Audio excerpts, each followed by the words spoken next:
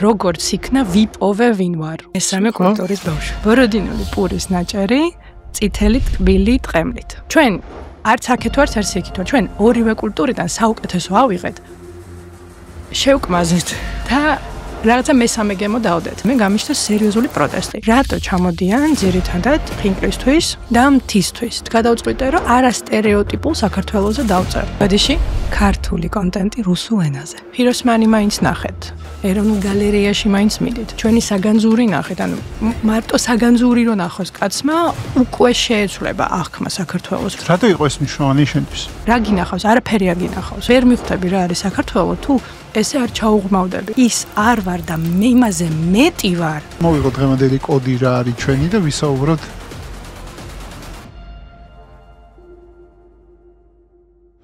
ემპათია, თანაგრძნობა. ნათელა ფოცხვერია, ქალი, რომელიც ქმნის უნიკალურ და ბომონდურ ისტორიებს თბილისის შესახებ. ნათელი თბილისის მედია პროექტის ავტორი. მისი სტორიტელინგი აერთიანებს არტს და ესთეტიკას. ეს არის მისია, ამბავი და პროტესტი ერთდროულად. ჟურნალისტი, რომელიც მუშაობდა ისეთი გამოცემებისთვის, როგორებიცაა Vogue, Elle, Harper's Bazaar, GQ, Robb Report, Tetler, Andy Warhol's Interview. ის წერდა ლუქსზე, მოდაზე, მოგზაურობებზე და ცხოვრების სტილზე, სანამ საკუთარი ქალაქის ისტორიას გააცოცხლებდა. ქართული მოდის ერთ-ერთი პოპულარიზატორი.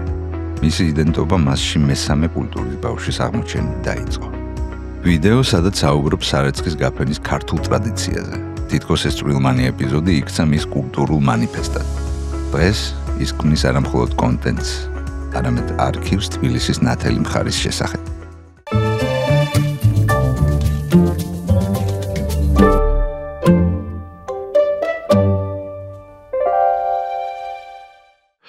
ოკეი, ჩასულთქვა, მოსულთქვა დავიწყეთ. სოშის ამ ჩასულთქვა სულ ვაჩვენებთ. ანუ იმიტომ რომ რაღაცნაირად ხალხმა რო იგრძნოს ცოტა ის შინაურული ის რაც არის რა ჩაწერის დროს.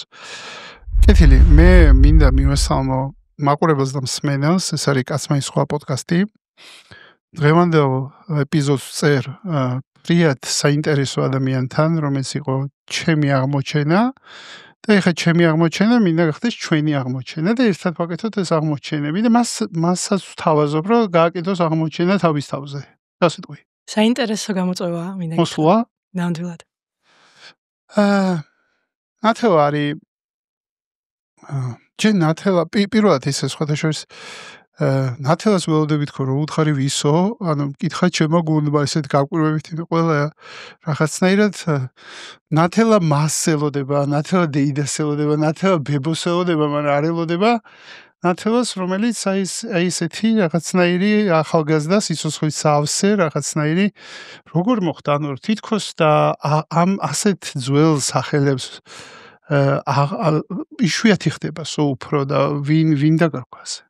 მე მქვია ბებია ჩემის სახელი, ბებია ჩემი, ნათელა ბებოს სახელი და ეს იყო მშობლების გადაწყვეტილება და ძალიან მეამაყება, ძალიან მიყვარს ჩემი სახელი, იმიტომ რომ პირველ რიგში რაღაცა სინათლესთან არის კავშირში. თან ეს სასწაული გამაქტიონის ლექსი, წინანდალი ნათელა, რაღაც ძალიან ლამაზ ქალზე არის დაწერილი. თან აი იქიდან გამომდინარე რომ ბებია ჩემთვის ძალიან მნიშვნელოვანი პერსონაჟი არის. მისი სახელი რომ ქვია, ესეც შემთხვევით ძალიან მნიშვნელოვანია. რატო მნიშვნელოვანი ბებო შენთვის? იმიტომ რომ პირველ რიგში მასთან გავატარე თითქმის ნახევარი ჩემი ბავშვობის, იმიტომ რომ ზაფხულში ბებიასთან ჩამოვდიოდი თბილისში და მზედს დამთვარეს ჩემთვის ამზადებდა და მახვედრებდა. ეხლა რო აცნობიერებ 90-იან წლებში, როგორ უჭირდა რეალურად და კიდე ბავშვი ჩამოდიოდა და მაინც აი ჩემ დაბადების დღეზე მარწყვის ტორტი და რაღაც ზეიმი, ახალი კაბა. არ ვიცი, რაღაცა ეს ჩემთვის ძალიან მნიშვნელოვანია. მან შემოყარა თბილისი რაღაც მხრივ შემილია თქვა. ჩვენ თბილისში არ ხარ დაბადებული, ხო? არა, მე ვარ დაბადებული და გაზრდილი მოსკოვში. თბილისში ჩამოვდიოდი, აი ალბათ ნახევარი წლის ვიყავი 6 თვის, პირველად რომ ჩამომიყვანეს მშობლებმა და იმის მერე ყოველ ზაფხულს ჩამოვდიოდი. მოდი მოუყვები მაყურებელს როგორ აღმოგაჩინე. ესე იგი, ინსტაგრამზე თვალიერების დროს მოუკარი თვალი პროექტს ნათელი თბილისი. უყურე გამაოცა ორმა რაღაცამ, ანუ გამაოცა რომ ამ სივრცეში ჯერ კონტენტის შემოხდა, რომელიც დამაინტერესა, მოდი ესე ვთქვა, საინტერესო იყო ჩემთვის, სასიამოვნო საყურებელი იყო, სტორითელინგი. მე თვითონ სტორითელერი ვარ და სხვის სტორითელინგითაც შემიძლია აღთოვადე. როგორც პროფესიონალი აფასებ კარგ სტორითელინგს. სასახად ვაფასებ და გინდა სურათი, გინდა კოპირაიტი, გინდა დადგმა, გინდა გადაღება, გინდა ტექსტი, ყველაფერი თავის ადგილას არის და მეორე იყო გაოცება, რომ ნახე ეს რუსულად. მე შევედი პროფილზე, მე დავათვალიერე პროფილი და ნახე რაღაც ქართულენოვანი ვიდეოებიც გაქვს შენ გაკეთებული და რაც შერეულია, ანუ 80% კონტენტის არის რუსული, 20% არის ქართული ბოლო. ბოდიში, ქართული კონტენტი რუსულ ენაზე. ქართული კონტენტი. კი ბატონო. შესაბამისად, აი ეს ამან ყველაფერმა დამაინტერესა, ვინ არის თქო და რატო ყვება და ცალსახად ქართულადაც ლაპარაკობს, მაგრამ რუსულად წერს კონტენტს და რაღაცნაირად ამან ყველაფერმა დამაინტერესა, მე დავიწყე ის ბიოს წაკითხვა, ხა ადამიანებს დამაინტერესებს და შენც იგივე ხარ, ხო, რაღაცნაირად კითხულობ რაღაცებს და Google და ChatGPT-ს ვკითხე. ხო და ეს ყველაფერი რაღაცნაირად გადაიზარდა იმაში, რომ გაჩნდა ინტერესი, რომ დაგელაპარაკო მაგაზე, გაჩნდა ინტერესი, რომ ვისაუბრო შენთან ერთად. ესაა ჩემს სასაუბრო თემები, რომელსაც მე სტუმრებს თავაზობ ამ პოდკასტში მიც მოდიან. ზოგადად საკაცობრიო ფასეულობები აქვს და შესაბამისად სიტყვებია და კოდებია, რომელშიც მე ცოტა ხანში დაგპატიჟებ, რომ ერთ-ერთი ამოიღო და გაიგო რას თავაზობ სამყარო დღეს სასაუბრად. და რაღაცნაირად აი ესე დამაინტერესა, იმიტომ რომ მოდი ესე ვთქვათ, კონტექსტის გათვალისწინებით საკმაოდ გაბედული გადაწყვეტილება იყო ჩემთვის. ანუ კონტექსტი რთულია. როგორც პროფილში წერე, it's all complicated. ანუ საკმაოდ complicated კონტექსტი არის ახლა. შესაბამისად, ამ კონტექსტიდან გამომდინარე, მაგიტომაც დამაინტერესა შენ ვინ ხარ, რა გზაიარე, იმიტომ რომ ამან ყველაფერმა რაღაც გზამ განაპირობა, რომ რაღაცა პროდუქტს ქმნი, მე ასე უყურებ ყოველთვის, რომ რაღაცა გზა განაპირობებს პროდუქტს, ანუ პროდუქტი ჰაერიდან არ ჩნდება. პროდუქტის შემქმნელი რაღაცა გზას გადის, რაღაცა ევოლუციას გადის, თავის ძიებაშია, რაღაცის ძიებაშია და მე ამ ძიების ნაწილი ხდება ის პროდუქტი, რომელსაც ქმნის. ამიტომ აი ამ ყველაფერმა რაღაცნაირად დამაინტერესა და მაგიტომ დაგიძახე სასაუბრად. მოდი დაუბრუნდეთ იმას, ანუ სხვადასხვის ანუ შენ ხარ შერეული სისხლის, ანუ როგორც მე. მესამე კულტურის ბავშვი. ხო, მესამე კულტურის ბავშვი ვქია. ძალიან საინტერესოა ეგ. გზნობ ამას, ანუ კონცეფტი მესამე კულტურის ბავშვი არის შენთვის ინტელექტუალური კონცეფტი თუ გამოცდილება, ანუ გზნობ მასე რეალურად მასე ხარ. მე ვგრძნობდი ამას ყოველთვის, მაგრამ არ ვიცოდი, რომ ეს თურმე იყო ტერმინი, რომელიც 60-იან წლებიდან არსებობს. თავიდანვე, აი, ხვდებოდი, რომ მოსკოვში არ ვარ ბოლომდე მოსკოველი, თბილისში არ ვარ ბოლომდე თბილისელი. აი, სადღაც შუაში ვარ გაჭედილი და ძალიან დიდი ხანი ეს მაწუხებდა. აი, რასაც ქვია, ჩემი იდენტურობას ვეძებდი. უკვე რომ ნათელი თბილისი დავიწყე და კარგად რო გაიზარდა. იქ როდის დაიწყე? თვითონ პროექტი დავარეგისტრირე ინსტაგრამი ოქტომბერში 2017 წელს. და უკვე აი 8 წელია, რაც ამას ვანვითარებ, მაგრამ ესე აქტიურად, აი მარტო ნათელი თბილისით დაკავებული გავხდი 2023 წლის ბოლოს. ანუ, როდესაც გადაიქცა შენ ძირითად პროექტად, კი, მაშინ წამოვედი აბსოლუტურად ყველა ჩემი სხვა სამსახურიდან და ნათელი თბილისი გახდა ჩემი შემოსავლის წყაროც, სამსახურიც, საქმეც და ზოგადად იკიგაი, რასაც ქვია. იაპონური ფილოსოფიური კონცეფციიდან გამომდინარე. და რაც შეეხება მესამე კულტურის ბავშვს, ეს ტერმინი აღმოვაჩინე მაშინ, როცა ერთმა ჟურნალმა, ესეთი ჟურნალი არის Объединение, შემიკვეთა სტატია თემაზე, როგორ უნდა მოიპოვო შენი იდენტურობა, ზუსტად ჩემ შემთხვევაში, როცა შერეული სისხლი გაქვს. და როგორც ჟურნალისტი მე უდექი ამას, რა თქმა უნდა, ჩემი 15 წლიანი გამოცდილება არსად არ მიდის, აქ არის ჟურნალისტი ვარ მაინც. დავიწყე რაღაცა რისერჩი ამ თემებზე, წაკითხვა და წავაწყდი ამ ტერმინს მესამე კულტურის ბავშვი და ისე მომეწონა და მივხვდი, რომ ის, რასაც მე მთელი ჩემი ცხოვრება ვგრძნობდი, ამას თურმე ქონია სახელი. და გარდა იმისა, რომ სახელი აქვს, კიდევ სუპერ ძალად არის გაშლილი. იმიტომ რომ მე არ ვუყურებ მარტო ერთი კუთხით რაღაცა კულტურას, ან ადამიანს, ან რაღაცა მოვლენას. მე ყოველთვის მაქვს უფრო ფართა, ესე რომ ვთქვათ, ხედვა, პრიზმა, თუ გინდა, და აი ამ უფრო რაღაცა გაშლილი კუთხით ვუყურებ ნებისმიერ სიტუაციას. ამიტომ ჩემთვის არ არის ან რაღაცა 100% შავი, ან რაღაცა 100% თეთრი. აი ერთი ესეთი მაგალითი მაქვს, ჩემი საყვარელი კერძი რა არის. ბოროდინული პურის ნაჭერი, წითელი ტკბილი ტყემლით. აი ეს მიყვარს მე ძალიან და ზევიდან კიდე სვანური მარილი ცოტა რომ მოვაყარო. ეს არის ჩემი მართლა საყვარელი კერძი, რომელსაც ბავშვობიდან თან ბებიას ტყემალი, უგემრიელესი მიყვარდა. და აი ამ ესე ვთქვათ, ბუტერბროდის, ეს ბუტერბროდი გახდა ჩემი სიმბოლო, იმიტომ რომ ორივე კულტურა ჩემში არის შერეული ძალიან ბუნებრივად და როდესაც მაქვს მაგალითად ქართველებთან ურთიერთობა, თან თითქოს აქცენტის გარეშე ვსაუბრობ, ყოველთვის ხედავ რომ უკვირთ, რაღაცა ვერ ხვდებიან რა ვარ ბოლომდე.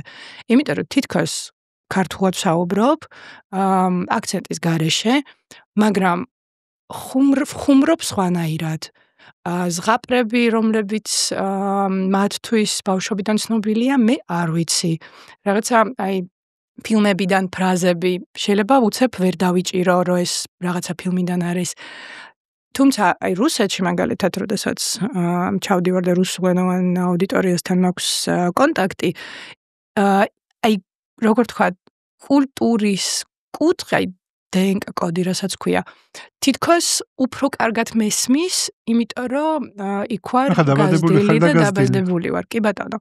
თუმცა მიუხედავად იმისა, რომ 50% ვარ რუსი, 50% ვარ ქართველი, შინაგანად და ამას დედა ჩემიც აღიარებს, შემიძლია თქვა, რომ ცოტა ივილითაც, ანუ ჩემი რუსული მხარე, რომ შენ ყოველთვის უფრო ქართველი იყავიო.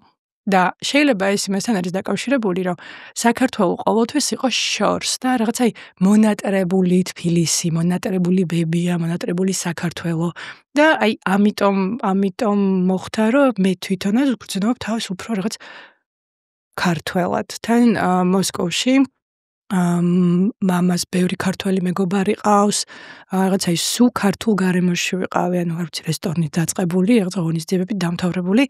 ვერ ვიტყვი, რომ რაღაც დიასპორის ნაწილი ვიყავი, პირიქით ძალიან ინტეგრირებული არის ჩემი ოჯახი ზოგადად საზოგადოებაში, მაგრამ აი ეს შეხება ქართულ კულტურასთან ყოველთვის ძალიან მიხაროდა. როდის მოხდა ეს გადაწყვეტა? შენ ამბობ, რომ რაღაცნაირად დედა შენიც ამ ცოტა სევდით ალბათ, ხო? რაღაცნაირად ამბობ, თავისკენ უნდოდი ალბათ. ყველა დედას უნდა თავის შვილი თავისკენ, ახლა ესეთ თემა. ანუ ბავშვობიდან ქონდა ეს თითქოს ქართული ფესვისკენ და იდენტობისკენ გეზი თუ რაღაცა მომენტში გაჩნდა, ამას უკავშირებ ამას? ვერაფერს ვერ უკავშირებ, იმიტომ რომ ბავშვობიდან ვარ ბილინგვი. მაგალითად, ორივე ენაზე დავიწყე საუბარი. შეიძლება ცოტა გვიან, ვიდრე ჩემი ასაკის ბავშვები, მაგრამ ერთდროულად ორივე ენაზე. და რაღაც აი ძალიან სასაცილო სახში რა ენაზე საუბრობდი? დედა რუსულად მელაპარაკებოდა, მამა ქართულად. და სხვადასხვა ეს, ანუ დედა ჩემის დამსახურება არის, რომ არ უგზალავდა მამას, რომ ეს ტყვეზე ქართულად ესაუბრა ჩემთან. მამას დედა რა შვებოდა შე რომ ქართულად მამა გელაპარაკებოდა? ვისწავლა და გაიგო ყველაფერი და ესმის მშვენივრად ქართული. კი ბატონო, რომც მოუნდეს ისაუბრებს კიდევაც. თუმცა, ბოდიში. თუმცა ორივე ენაზე რახან დავიწყე საუბარი, მაგალითად, ხო სწავლობდი რუსულ სკოლაში. უბრალოდ ინგლისური სკოლა იყო და ინგლისურად იყო ძირითადად მთელი სწავლის პროცესი. მე თვითონ ავიღე დედაენა, მე თვითონ ვისწავლე ასოები, მე თვითონ ვისწავლე წერა-კითხვა. ანუ არავინ არ დამიჯდა გვერდზე და არავინ არ მასწავლე. რაღაც აი ბავშვობიდან მქონდა ეს მონდომება, რომ ვისწავლო ქართული. წერა-კითხვა უბრალოდ საუბარი უკვე ვიცოდი. თან აი მართლა რომ ვლაპარაკობდი, ძალიან სასაცილოდ ვლაპარაკობდი. რაღაცა მამა, სად არის ჩორნი შარვალე? აი ძალიან ეს ვერ სუეცინებოდა რა, ესეთი სიტყვები აქვს ძალიან ბევრი ჩემი ჩაწერილი, ღადაობის უყურებ ჩვენ პოდკასტს. არ დაგავიწყდეს, გამოიწერე არხი, დაალაიქე, დაგვიტოვე კომენტარი და გვაჩვენე, რომ მოგწონს რასაც ვაკეთებთ. გადაობის ამბავში.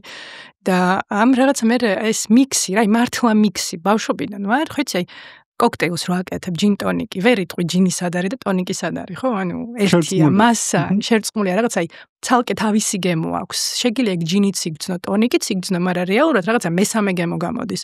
ხო და ეს მესამე კულტურის ბავშვი მე რაც ვარ და შენ რაც ხარ და ბევრი ჩვენნაირი არის.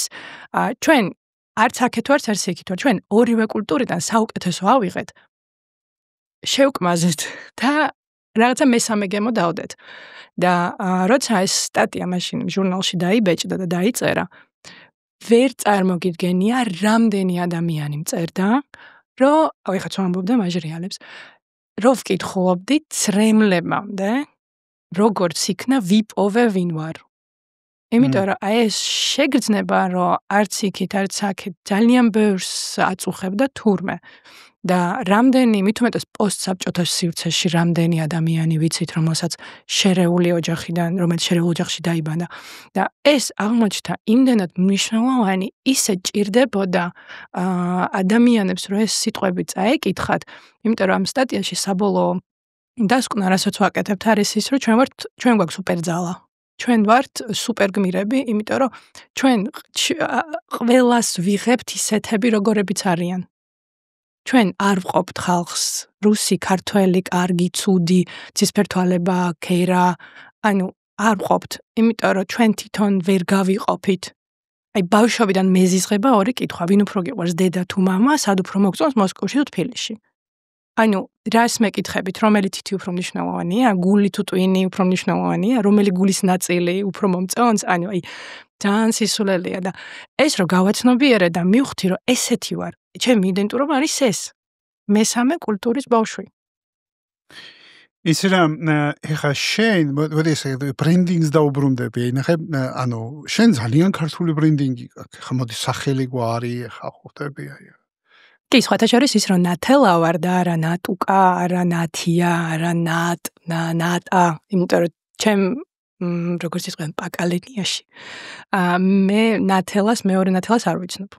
ძირითადად ყველა ნათელა არის ან ნათია, ან ნატუკა, ან ნატა, ან რაღაცა სხვადასხვა სახელებს ირქმევენ, ან არქმევენ ოჯახში, არ ვიცი. მე ბავშვობიდან ვიყავი ნათელა. ნუ მამა მეძახის ერთ-ერთი ნათუკა მოფერებით. მაგრამ აი ნათელა და ნათელა ყოველთვის იყო ნათელა ფოცხვერი. ნათელა ფოცხვერი. წარმოიდგინე ხა შეიძლება მოსკოვში რო ხარ. თან მოსკოვში, აუ ვარიანტები მაქვს როგორ იცი? ჩემი სახელის და გვარის დაწერის. ესე იგი, ჟურნალში რომ მუშაობდი, ხშირად მომდიოდა რაღაცა მოსაწვევები. რა ჟურნალში მუშაობდი? პირველი ჩემი სამუშაო ადგილი იყო ჟურნალი „დამავოი“. მერე მუშაობდი Marie Claire-ში, ფრანგული ფრანშიზა არის. მერე Andy Warhol-ის ინტერვიუს საიტის მთავარი რედაქტორი ვიყავი და ჟურნალისტვის ვწერდი და ბოლო ჩემი სამუშაო ადგილი იყო გაზეთი კომერსანტი, ვიყავი მიმართულება სტილის მთავარი რედაქტორი. ანუ მოდაზე ვწერდი და lifestyle-ზე რასაც ქვია. ეხა გასაგებია ბექგრაუნდი ისტორიის რასაც დებ. ხო და რას ყვებოდი, ანუ რა ვერსიები იყო ისეთ ყველაზე გავრცელებული შენი? Natella Pazzella. მაგალითად ჩემი ჰიტია. ნუ ბავშვობიდან ანტენა, ნუტელა, ეს ხო ძალიან ბუნებრივი იყო და ეხლა სხვათა შორის უცხოელებს რო ვიცნობ, ვიღაცას და ვეუბნები რომ Hi, my name is Nutella, like chocolate spread. აი როგორც შოკოლადის პასტა და ეგრევე ეცინებათ და ვშო, ანუ აი small talk-ი გახსნილია. თემა შემოვარდა ეგრევე. შენი ნოუ-ჰაუა ეხა ეს რეალურად ნათელას როგორ ატრიალებ აქეთ იქ და ისე წაროგოს არა. ზუსტად. იცი რა, მე სხვათა შორის მაგ კუთხით ძალიან კიდევ უფრო ეხა მესამე კულტურის ბავშვი, ეხა ჩემთვის ხან ფიქრობდი ეხა ვიჯექი ჩემთვის მესამე ვარ თუ მეოთხე ვარ, კაი საკითხავია ჩემთვის თქო, იმიტომ რომ ნახე რა ხდებოდა ჩემ ოჯახში. მამა ჩემი იყო ორთოდოქსალური ებრაელური ოჯახიდან. დედა ჩემი იყო ქართულიდან. და სახლში ლაპარაკობდნენ რუსულად. ანუ რუსული იყო საბაზისო ენა და მე საბაზისო განათლება მაქვს რუსულად მიღებული და საქართველოში ჯერ კიდე რუსულად იყო ჩემ თაობაში არსებობდა ეგეთი ფენომენი. ჯერ კიდე და ეს მომენტი რომ საქართველოში გავიზარდე, სანამ ისრაელში წავედი სკოლა დავამთავრე, საქართველოში გავიზარდე და ვიყავი კაცმანი და კაცმანი ვიყავი, ხო ხტები და საქართველოში გვარი განაპირობებს საბოლოო ჯამში შენ იდენტობას. არასოდეს არ მიგზნია მაგის გამო რაღაცა დისკომფორტი დიდი, კი იყო რაღაც დისკომფორტები სასახად, იმიტომ რომ მაინც ახლა უცხოდ მიგზნია ხა, რატო დავმალ, მე ვერ ვიტყვი რომ აქ რამენაირი ანტისემიტიზმი არსებობდა საქართველოში, არ არსებობდა დიდად. ანუ წაკვრები და წაკმენები ახლა ჩაულებრად რაღაც სხვა გვარი რო გაქვს, ეგეც მოსულ მით უმეტეს ბავშვობაში. მეორე ნაწილი იყო ის, რომ ისრაელში რო წავედი სასწავლებლად, იქ სასწაული მეორე შოკი დამემართა, იმიტომ რომ ებრაელებმა ეგრევე მეკითხეს, რომ დედა ვინ არისო და საერთოდ დავიბენი. იმიტომ რომ ებრაელებისთვის ამომავალი წერტილი დედა არის და იმითი საზღვრავე საერთოდ რა ჯიშის სახარი იქ ესე ირკვევა და გაირკვა რომ ადეიშვილის ქალი არის დედა ჩემი და შენ ჩვენი ქართველი ყოფილხარო და ჩემთვის ზივარი ფიქრობ ისრაელში უნდა ჩავსულიყავი ქართველი რომ ხდარიყავი რაღაცა სასწაული შოკი დამემართა მეც რა. ხო და ეს თითქოს როგორ თქვა თან ბენეფიტი და თან სირთულე გავლილი მაქვს მეც და ჩემთვის გასაგები არის სხვა კონტექსტში თავისთავად ახლა მე არ მქონია საქართველოს იყო ძირითადად სადაც გავიზარდე და მე უკვე დაიწყო განათლება ისრაელში წავედი სკოლა დავამთავრე და იქ მოხდა გადაქართველობა არ ვიცი როგორ დავარქვა ამას მაგრამ საბოლოო ჯამში იქ მოხდა რა ვიცი დედაშენი რა გვარია და იქ აღმოჩნდა რომ ქართველი ხარ და გრუზინი არის ეგეთი გამოთქმა ივრიდზე პირდაპირ რომელიც ნიშნავს რომ ქართველი ხარ ეგრევეც როგორც კი ჩავედი ეგრევე გამიასნეს ხო მოკლედ მიუხედავად იმისა რომ კაცმანი ხარო ნუ მომენტ ის არისო რა ბრენდინგის აბავია ეგ თორე სინამდვილეში ეგრე არ არის მე რო გადავდი რომ ის უნდა ჩავბარდე რომ ჩემად აღმიქვან მეთქი ეგ იყო ჩემი გადაობა ძირითადი და მე ბოლოს მივხვდი რომ ჩემიანი მე ჩემზე არის რა მე ვიქნები ჩემიანი ჩემთვის თუ არ ვიქნები და საბოლოო ჯამში მე წავედი გარკვევაში რას ნიშნავს ვიყო ჩემიანი ჩემთვის მაგრამ ნუ რუსული ენა იყო ბაზისი რომელზეც მე გავიზარდე და დღეს რეალურად რასაც უყურებ აი ეს რთული კონტექსტის გამო ის თითქოს როგორ რაღაცა არის იცი დღემდე მაგალითად მე ვერ გადავწყვიტე და ვერ გავბედე მიუხედავად იმისა რომ რუსულენოვანი აუდიტორია რაღაცებში მაინტერესებს ეგ არ ნიშნავს რომ რაღაცნაირად აუდიტორია რა მიზნობრივი აუდიტორია ხალხია ჩაულებრივი ჩემთვის და აქედან გამომდინარე მაინტერესებს მაგრამ ვერ ვბედავ და ეგ არის ჩემთვის ერთ-ერთი კითხვა საბოლოო ჯამში, რომ როგორ გაბედოს ადამიანმა აი ამ კონტექსტიდან გამომდინარე და რას გადიხარ შენ გზაზე, როდესაც გაბედე, შენ რუსულენოვანი აუდიტორიისთვის გააკეთე, რუსულენოვანი აუდიტორია არ არის მარტო რუსეთი, ეს უზარმაზარი ტერიტორია, 300 მილიონი ადამიანი ლაპარაკობს რუსულ ენაზე და 300 მილიონიან ბაზარზე გადიხარ სინამდვილეში ეგ არის და ნუ დღევანდელი კონტექსტიდან გამომდინარე, რა ვიცი, ხა მე ვერ ბედავ მე არ მყოფნის ამის გამბედაობა და მაინტერესებს შე როგორ გეყო და როდის დაიწყე და როგორ გადაწყვიტე რომ ეს გაიკეთებინა. ძალიან მიხარია რომ ამაზე ვისაუბრებთ ახლა, იმიტომ რომ ალბათ პირველად დამისვეს ესეთი კითხვა ეთერში და პირველად მომეცა საშუალება რომ ამაზე ვილაპარაკო. 2017 წელს როცა ნათელი თბილისი დავარეგისტრირე, მაშინ არაფერი ჰეიტი არ ყოფილა. ერთადერთი ჰეიტი რაც შემოდიოდა, რომ ვიღაცამ წერდა, რომ იცი რა, აი მე სხვანაირად ვიცი ეს ლეგენდა, მე სხვანაირად ვიცი ეს ისტორია, აქ წელი შეგეშალა, აქ სახელი არასწორად დაწერა, ნუ რაღაც აი ეთიომოსურვეები რა თქმა უნდა. და იქიდან გამომდინარე ნათელი თბილისი არ იყო ჩემი მთავარი საქმე, ხო, მე მაშინ კომერსანტში ვმუშაობდი, ძალიან ბევრი შეკვეთები მქონდა. რეალურად საქართველოს პოპულარიზაცია მე დავიწყე ალბათ 2012 წელს, როცა დავწერე პირველი სტატია თბილისზე და საქართველოზე ერთ-ერთი ჟურნალისტვის. მე ძალიან ხშირად ვაკეთებდი ქართულ დიზაინერებზე სტატიებს, ქართულ რაღაცა რეზორტებზე ვწერდი, Mercedes-Benz Fashion Week-ი, როცა ჩატარდა პირველად, როგორც მოწვეული ჟურნალისტი ვიყავი და მე დიდი რეპორტაჟი დავწერე ამის შესახებ უკვე კომერსანტისთვის. მე მანამდე 2013-ში PTUomo არის ესეთი დიდი PTImagine, უბრალოდ დიდი პროექტი იტალიაში გამოფენებს მართავენ, მოდის გამოფენებს და ძალიან კარგად მახსოვს, რომ ვიჯექით ვახშამზე ჩემ იტალიელ პარტნიორებთან ერთად და ვუყვებოდი, რომ აი საქართველოს მოდას დააკვირდით, რაღაცა საინტერესო ხდება და მართლაც 2018-ში თუ არ ვცდები თუ 19-ში ჩატარდა PTUomo სადაც საქართველო იყო guest nation მოწვეული ნაცია, რასაც ქვია. და ამაში ჩემი პეტერე რაღაცა წვლილით შევიტანე.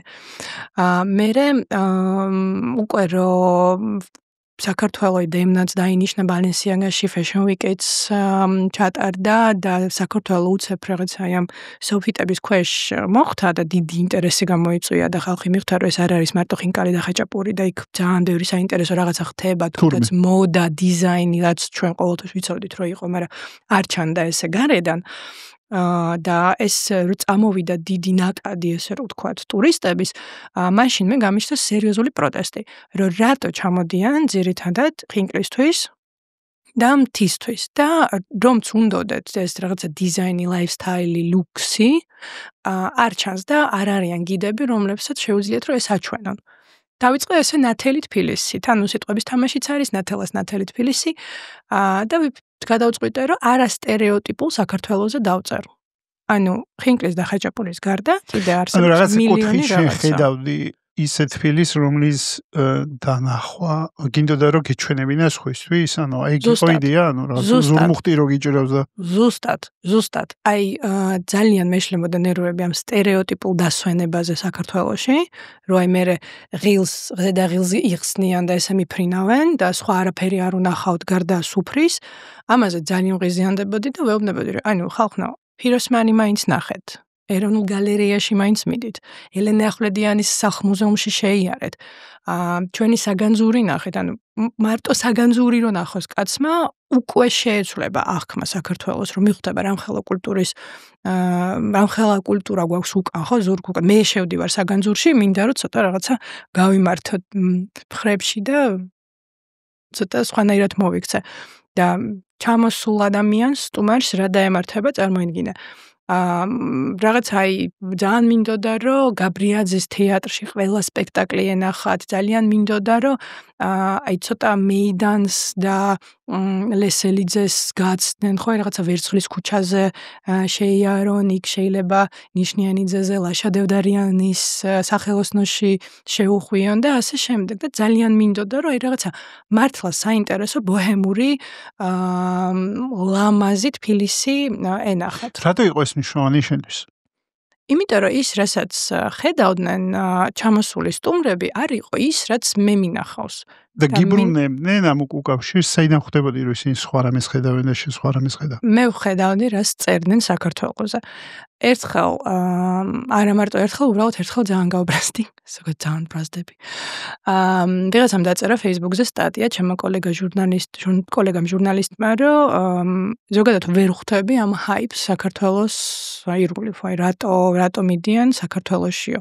იქო ამერიკანო იქ არ ვარ გაო, ნორმალური სენდვიჩი ვერსად ვერ ჭამეო, ხაჭაპური ვჭამეო, რომელიღაცა სახაჭაპურეშიო და ისიც არ ვარ გოდაო და ანუ ვერ ხვდებიო რა არისო ეს თქვენი საქართველო, რაზე რატო გაგიჟდითო ესე.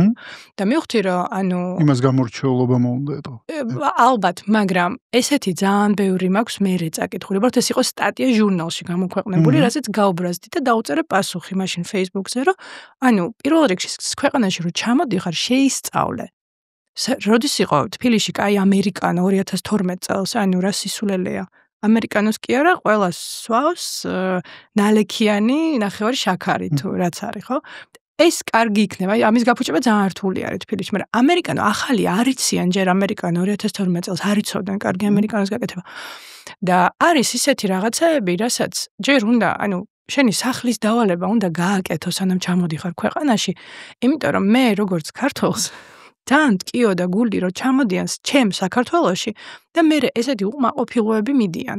იმიტომ კი არა რომ რაღაცა არ არის, რასაც ეძებდნენ საქართველოში, იმიტომ რომ უბრალოდ არ გააკეთეს სახლის დავალება, არ შეხვდათ წესიერი გიდი, იმიტომ რომ მე ვთვლი რომ ქართველების ბრალიც არის, რომ ჩვენი აღქმა ისეთია როგორიც არის, ანუ მოსკოვში რომ გადახედო ქართულ რესტორნებს, ძალიან სტერეოტიპული მიწოდება არის საქართველოსი და ალბათ ეხლა უკვე აღარ ვიცი რა სიტუაცია არის, ხო, 6 წელია რაც აქეთ გადმოვედით და აღარ ვადევნებდი და თვალს მოსკოვის მოვლენებს, მაგრამ აი მე რო წამოვედი, მაშინ აი ერთადერთი რესტორანი იყო ალბათ ყაზბეგი, რომელიც იყო სხვანაირი საქართველო, მართლა ლამაზი, ბოჰემური, სასწაული ინტერიერებით, რაღაც არაჩვეულებრივი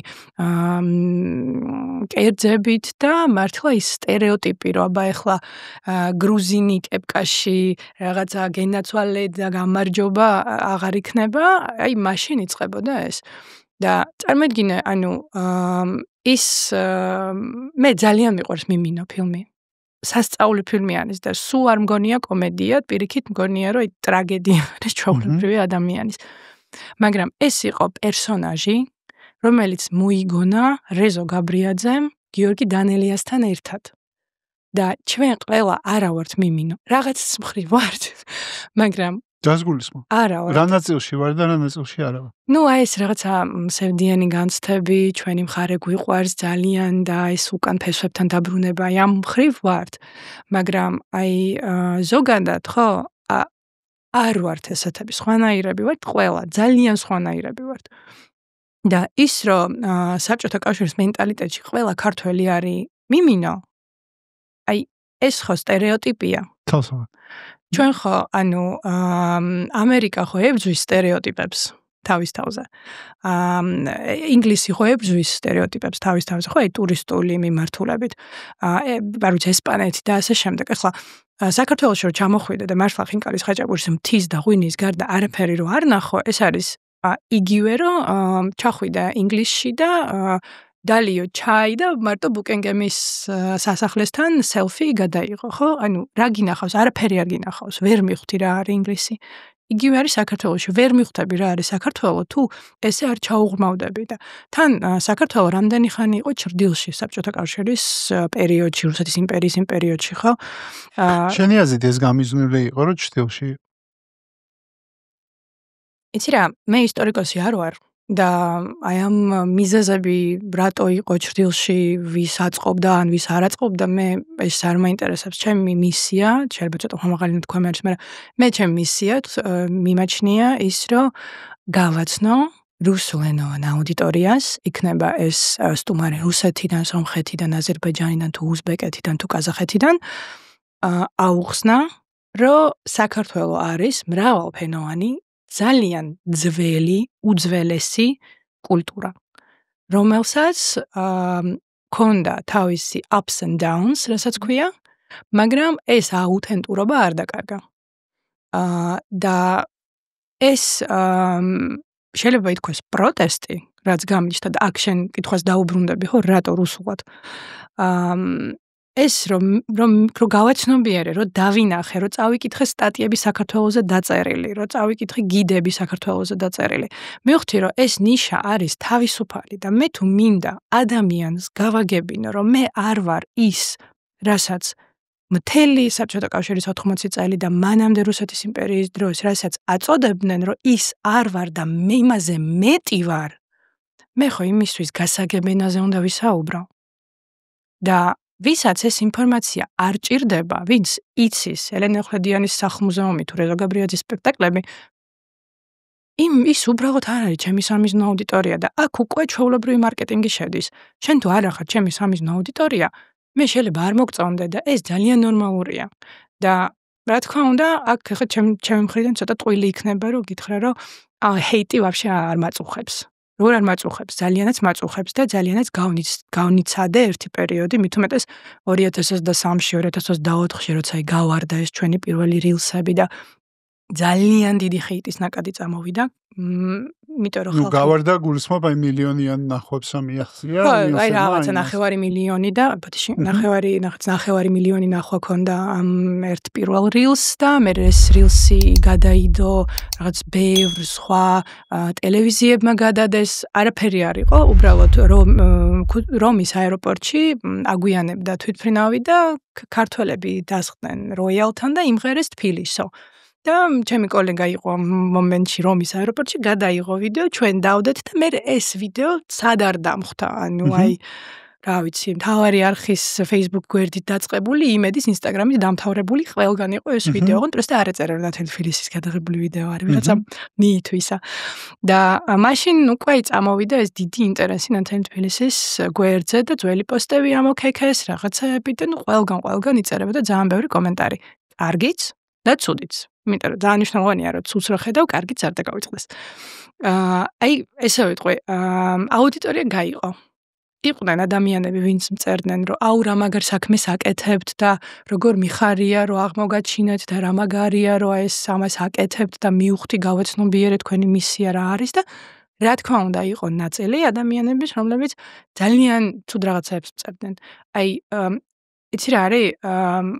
ალბათ დღემდე ვერ მივხვდები რამდენად უნდა გტკიოდეს რომ სხვა ადამიანს ესეთი შეურაცხყოფა მიაყენო. თან ბოტებზე არ მაქვს საუბარი.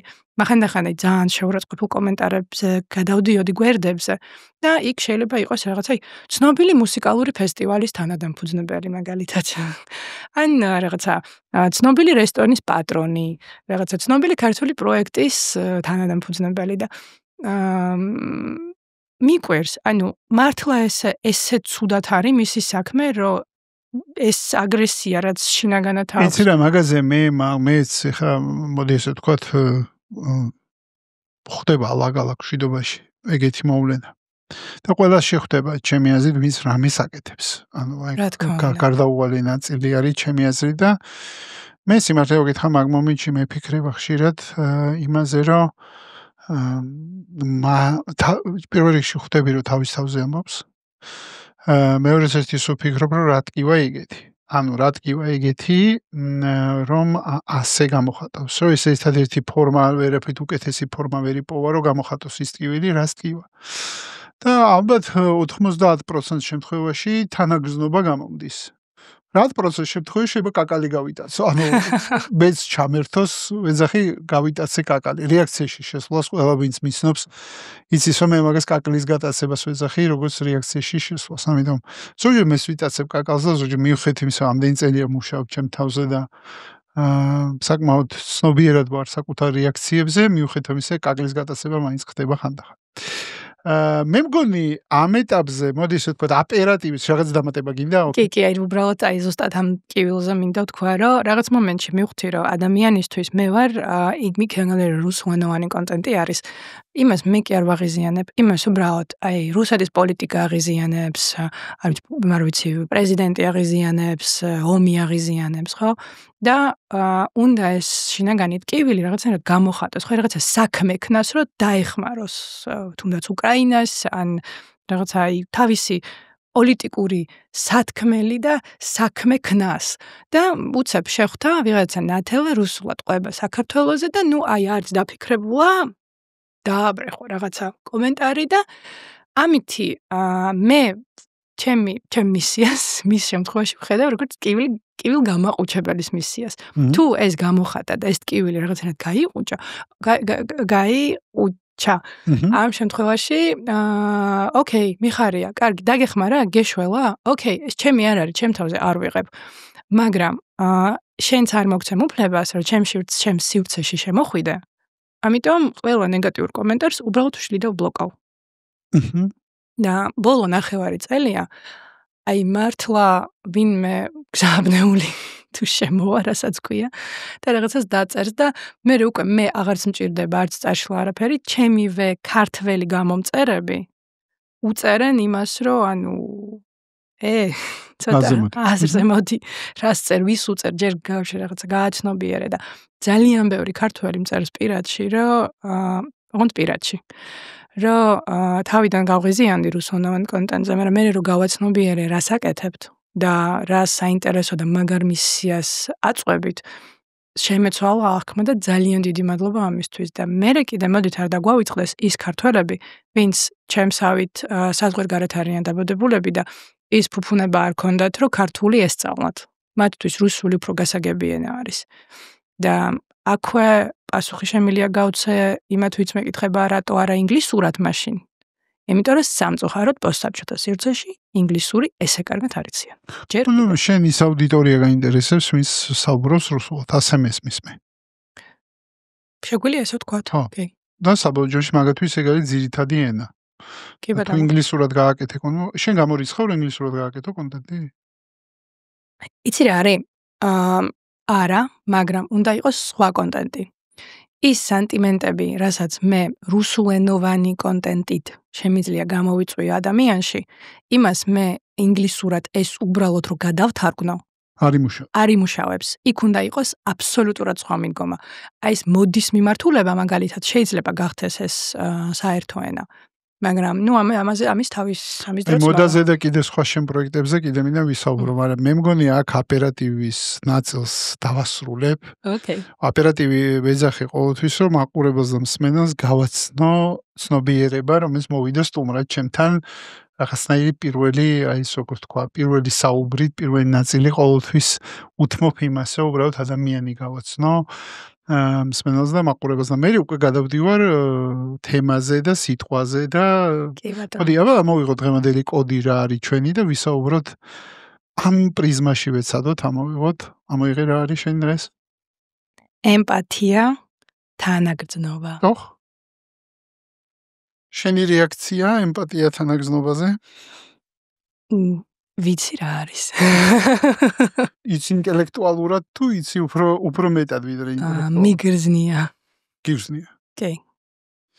იცი აი საინტერესოა, იმიტომ რომ ჰეიტზე დავიწყეთ, რაღაცა თემებზე დავიწყეთ ლაპარაკი, რომელსაც ალბათ აი ხა დაჭირდა ემპათიას და თანაგრძნობის ან შეიძლება იმ კონტექსტს რომელზეც მოდი ესე ვთქვათ რა, მე მგონია რომ არა მარტო შენ page-ს ჭირდებოდა გამბედაობა, ასევე ამ საუბარსაც გამბედაობა ჭირდება, იმიტომ რომ ისო დავждდე და ვისაუბრო და თუნდაც იმაზე რომ გარშემო ხდება იარლიყების დაკვრა მასიური და მე მგონია რომ ეს არ არის ერთი რომელიმე მხარე, ეს არის საკმაოდ მიზანმიმართული ბრძოლა საინფორმაციო და ნარატივების შექმნა, მე ვეძახი ამას ნარატივების სამყარო. სხვათა შორის ისეთი თემა არის ნარატივი, რომელიც სიღრმესეულად რეალურად ეხება ახლა შემოვიტანეს სიტყვა და უნდა განმარტოთ, მაშინ ეგრე ვერ დავტოვებ ამ სიტყვას. იმდენად მნიშვნელოვანი სიტყვა და აქ არდებს სხვათა შორის, იმას ზოგადად საკაცობრიო ფასეულობა არ არის ნარატივი. ნარატივი არის ინსტრუმენტი და მაგიტომაც არდებს ამ ბოქსში. პირველ კითხვას გავეცი პასუხი. მაგრამ მეორე საინტერესო რა არის, მე მგონია რომ ადამიანი ოპერირებს ხშირ შემთხვევაში რეალობას აღიქვავს საზოგადოებრივი შეთანხმებების მეშვეობით. ანუ ჩვენი რეალობის აღქმის, მე ვეძახი ამას რეალობის გადმოთარგმნა. ანუ მე მჭირდება აღვიქვა რეალობა ჩემს სათვალეში და შესაბამისად ის რეალობა რო აღვიქვა, მე მიხმარება რაღაც სიტყვებს ხმარობ, რომ ეს რეალობა აღწერო, ხო? ანუ რაღაცნაირი სიტყვები მჭირდება. აი ეს აღწერებში დიდი ხანია უკვე, მე მგონია რომ საზოგადოების მართვა ხდება ნარატივებით. ანუ ნარატივი არის ხშირ შემთხვევაში ესე უვნებლად გამოიყურება რაღაც აზრი, ფიქრი, ან შეთანხმება, საზოგადოებრივი შეთანხმება, რომელიც ავტომატურად აღძრავს ჩვენში რაღაცა ემოციებს. ანუ რეალურად ნარატივი არის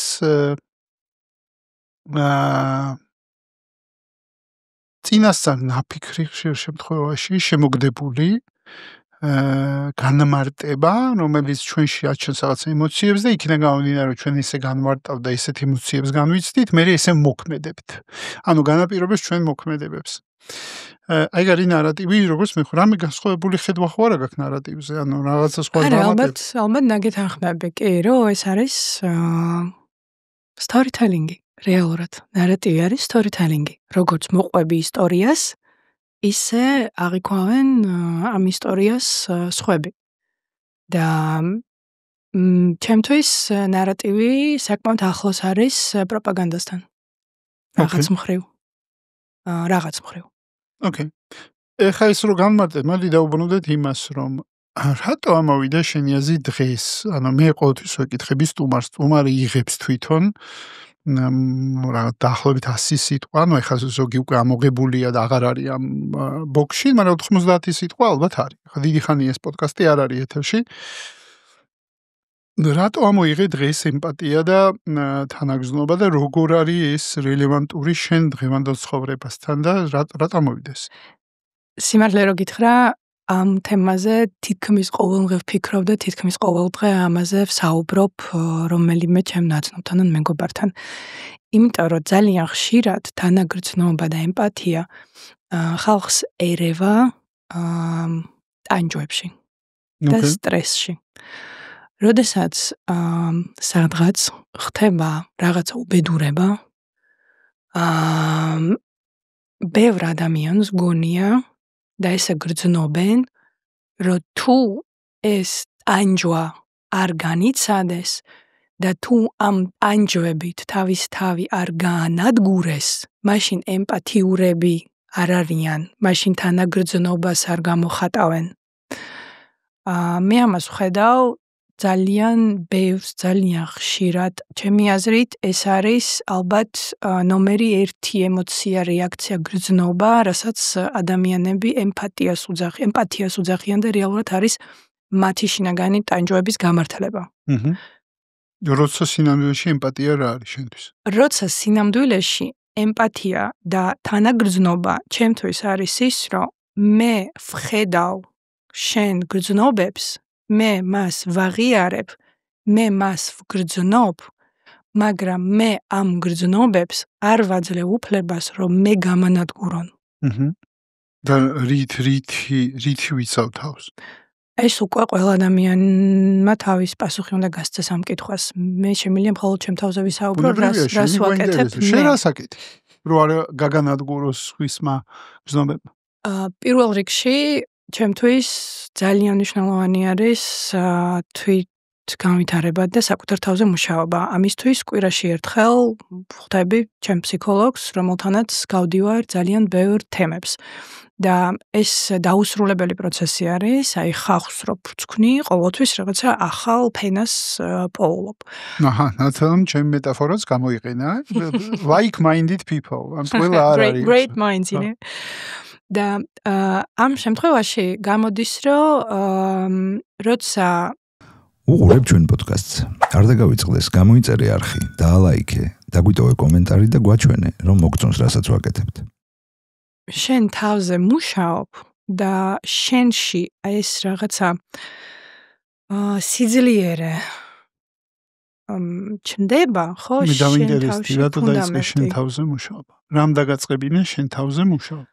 ეს ძალიან საინტერესო კითხვა არის. მე ეს დაიწყო იმით, რომ როდესაც გადმოვედით საქართველოში და ზოგადად მანამდეც ძალიან გამიფუჭდა ურთიერთობა მშობლებთან. და ამაში ჩემი ბრალი იყო, დიდი ნაწილი ამისი ჩემი ბრალი იყო.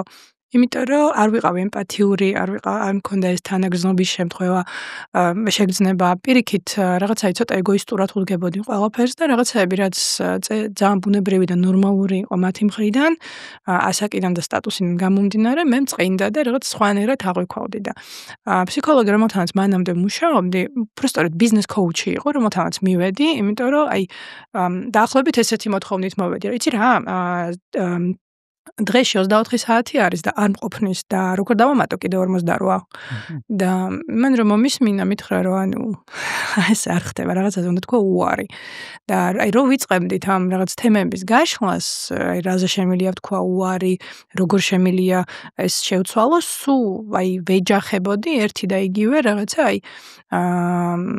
თავ დაუჯერებლობას რაღაცა შიდა პროტესტებს ძალიან ბევრ არასწორ რაღაცა ტვინში დალაგებულ კონსტრუქციებს, სადაც მე ყოველთვის ვიყავი მსხვერპლი, ვიღაცა ყოველთვის იყო აგრესორი და მე მჭირდებოდა ვიღაცა ვინც მოვა და მიშველის და ნუ აი ეს რაც საყვარელი სამკუთხედი, კი ბატონო. და ვერც ვხედავდი რომ მე ამ სამკუთხედის ნაწილი ვარ და დაურბივარ ეს სამკუთხედზე და ეს ძალიან ნებისმიერი თემა, ბიზნეს თემა, რომელსაც ვშლიდით, ბოლო-ბოლო ეჯახებოდა ამ მშობლებთან ურთიერთობებს. და მივხვდი რომ ფსიქოლოგი ამ ქალბატონმა ვის იყო ეს ბიზნეს კოუჩი მითხრა ესეთი რაღაცა რომ ანუ მე ახლა ვერ გიშველი ვერაფერსო იმიტომ რომ ჯერ თავს მოუარეო ეს შენი შიდა რაღაცა პროტესტები დაალაგეო და მე მოდიო და მე შეიძლება არც დაგჭირდეო ამ time management-ი იყო შენი პირველი ბიზნეს კოუჩი რომელთანაც მივედი და პირდაპირ უთხარი რომ ანუ შენ ჩემ პასაჟირი არ ახარ ანუ შენ ჭირდება ხო ანუ შენ ფსიქოლოგი ჭირდებაო ანუ ეგეთი რაღაცა კი ხო ზუსტად ეგ მითხრა კი რომ ანუ ჩემი პასაჟირი არ ახარო ჯერო ფსიქოლოგი ჭირდებაო ფსიქიატრი თუ არაო და წადი თავს მოუვარეო თან ორი პატარა ბავშვი მყავდა ამ მომენტში და მართლა ვერ ვიყავი დალაგებული ბოლომდე რამდენი სარიან შენ ბავშვი 8 და 6-ის აქვია თინი და სოფიკო. თინიკო და სოფიკო. ოკეი. კი ბატონო.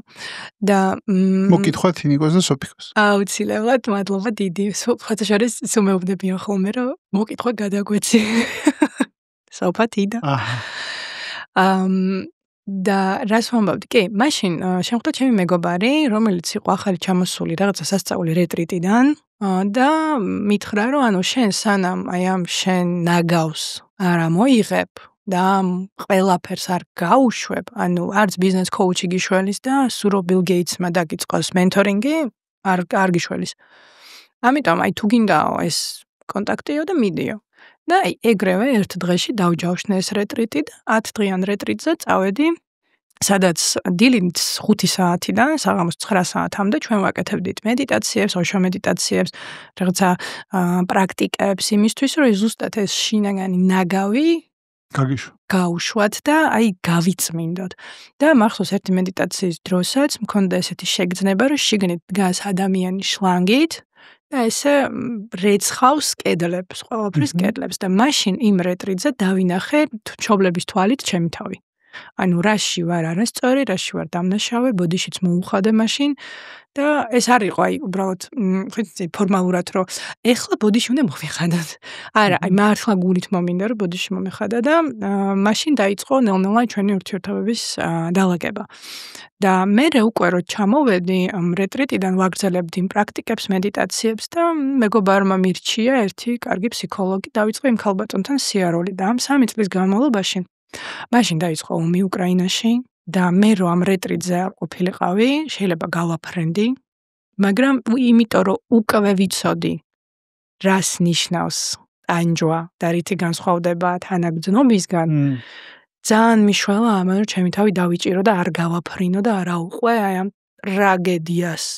ძალიან ბევრს ვეხმარებოდი ტოვილებს, ფონდებს, ასე შემდეგ, მაგრამ აი ჭკუიდან არ გადავედი, რასაც ქვია. და უკვე ამ ახალ ფსიქოლოგთან ბევრს მუშაობდით, აი ამ ჩემში და ფუნდამენტის აშენებაზე და შემიძლია ვთქვა, რომ როგორც კი ვიგრძენი, რომ ეს ფუნდამენტი აშენდა შინაგანად, უკვე აღარ დამჭირდა სხვა ადამიანებისთვის გამემართლებინა, რატო ვიქცევი ან რატო არ ვიქცევი ესე. როდესაც საზოგადოება ჩემგან ითხოვს, რომ მე აუყვე სხვის ტანჯვებს, ძალიან რთულია არ აუყვე, იმიტომ რომ მე მაშინ სოციუმის ნაწილი აღარ ვარ. მე მაშინ თითქოს იზოლირებული ვარ ცოტა აი ამ სოციუმისგან. და ჩემთვის ეს ნორმალური არის, იმიტომ რომ მე ვიცი, რომ თუ სოციუმი ჩემგან ამას ითხოვს, ეს არ ნიშნავს იმას, რომ ეს ჯანსაღია და ეს ჩემთვის კარგია და ჩემი ფსიქოლოგიური მდგომარეობისთვის. ჩემმა მეგობარმა მოიყვანა სასწაული მაგალითი, რომელიც ახლა მინდა რომ მოუყვე, იმიტომ რომ უკეთესად მე უკეთეს მეტაფორას მე ვერ მოვიფიქრებ. წარმოიდგინე, არის ქარიშხალი, ქვიშის რაღაცა, აი ქარიშხალი. და არაფერი არ ჩანს ამ ქარიშხალში. საერთოდ არაფერი არ ჩანს. უბრალოდ ისმის რაღაცა ხმები აქედან მოდი ჩვენთან, არა ჩვენ უკეთესად ვიცით, არა აქ არის საშველი, მოდი.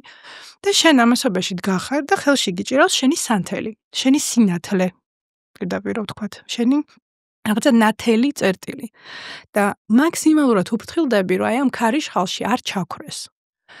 და შენ თუ ამ ქარიშხალში რომელიმე ხმას გაყვები, ქარიშხალი რო ჩაწყმარდება და აუცილებლად ჩაწყმარდება.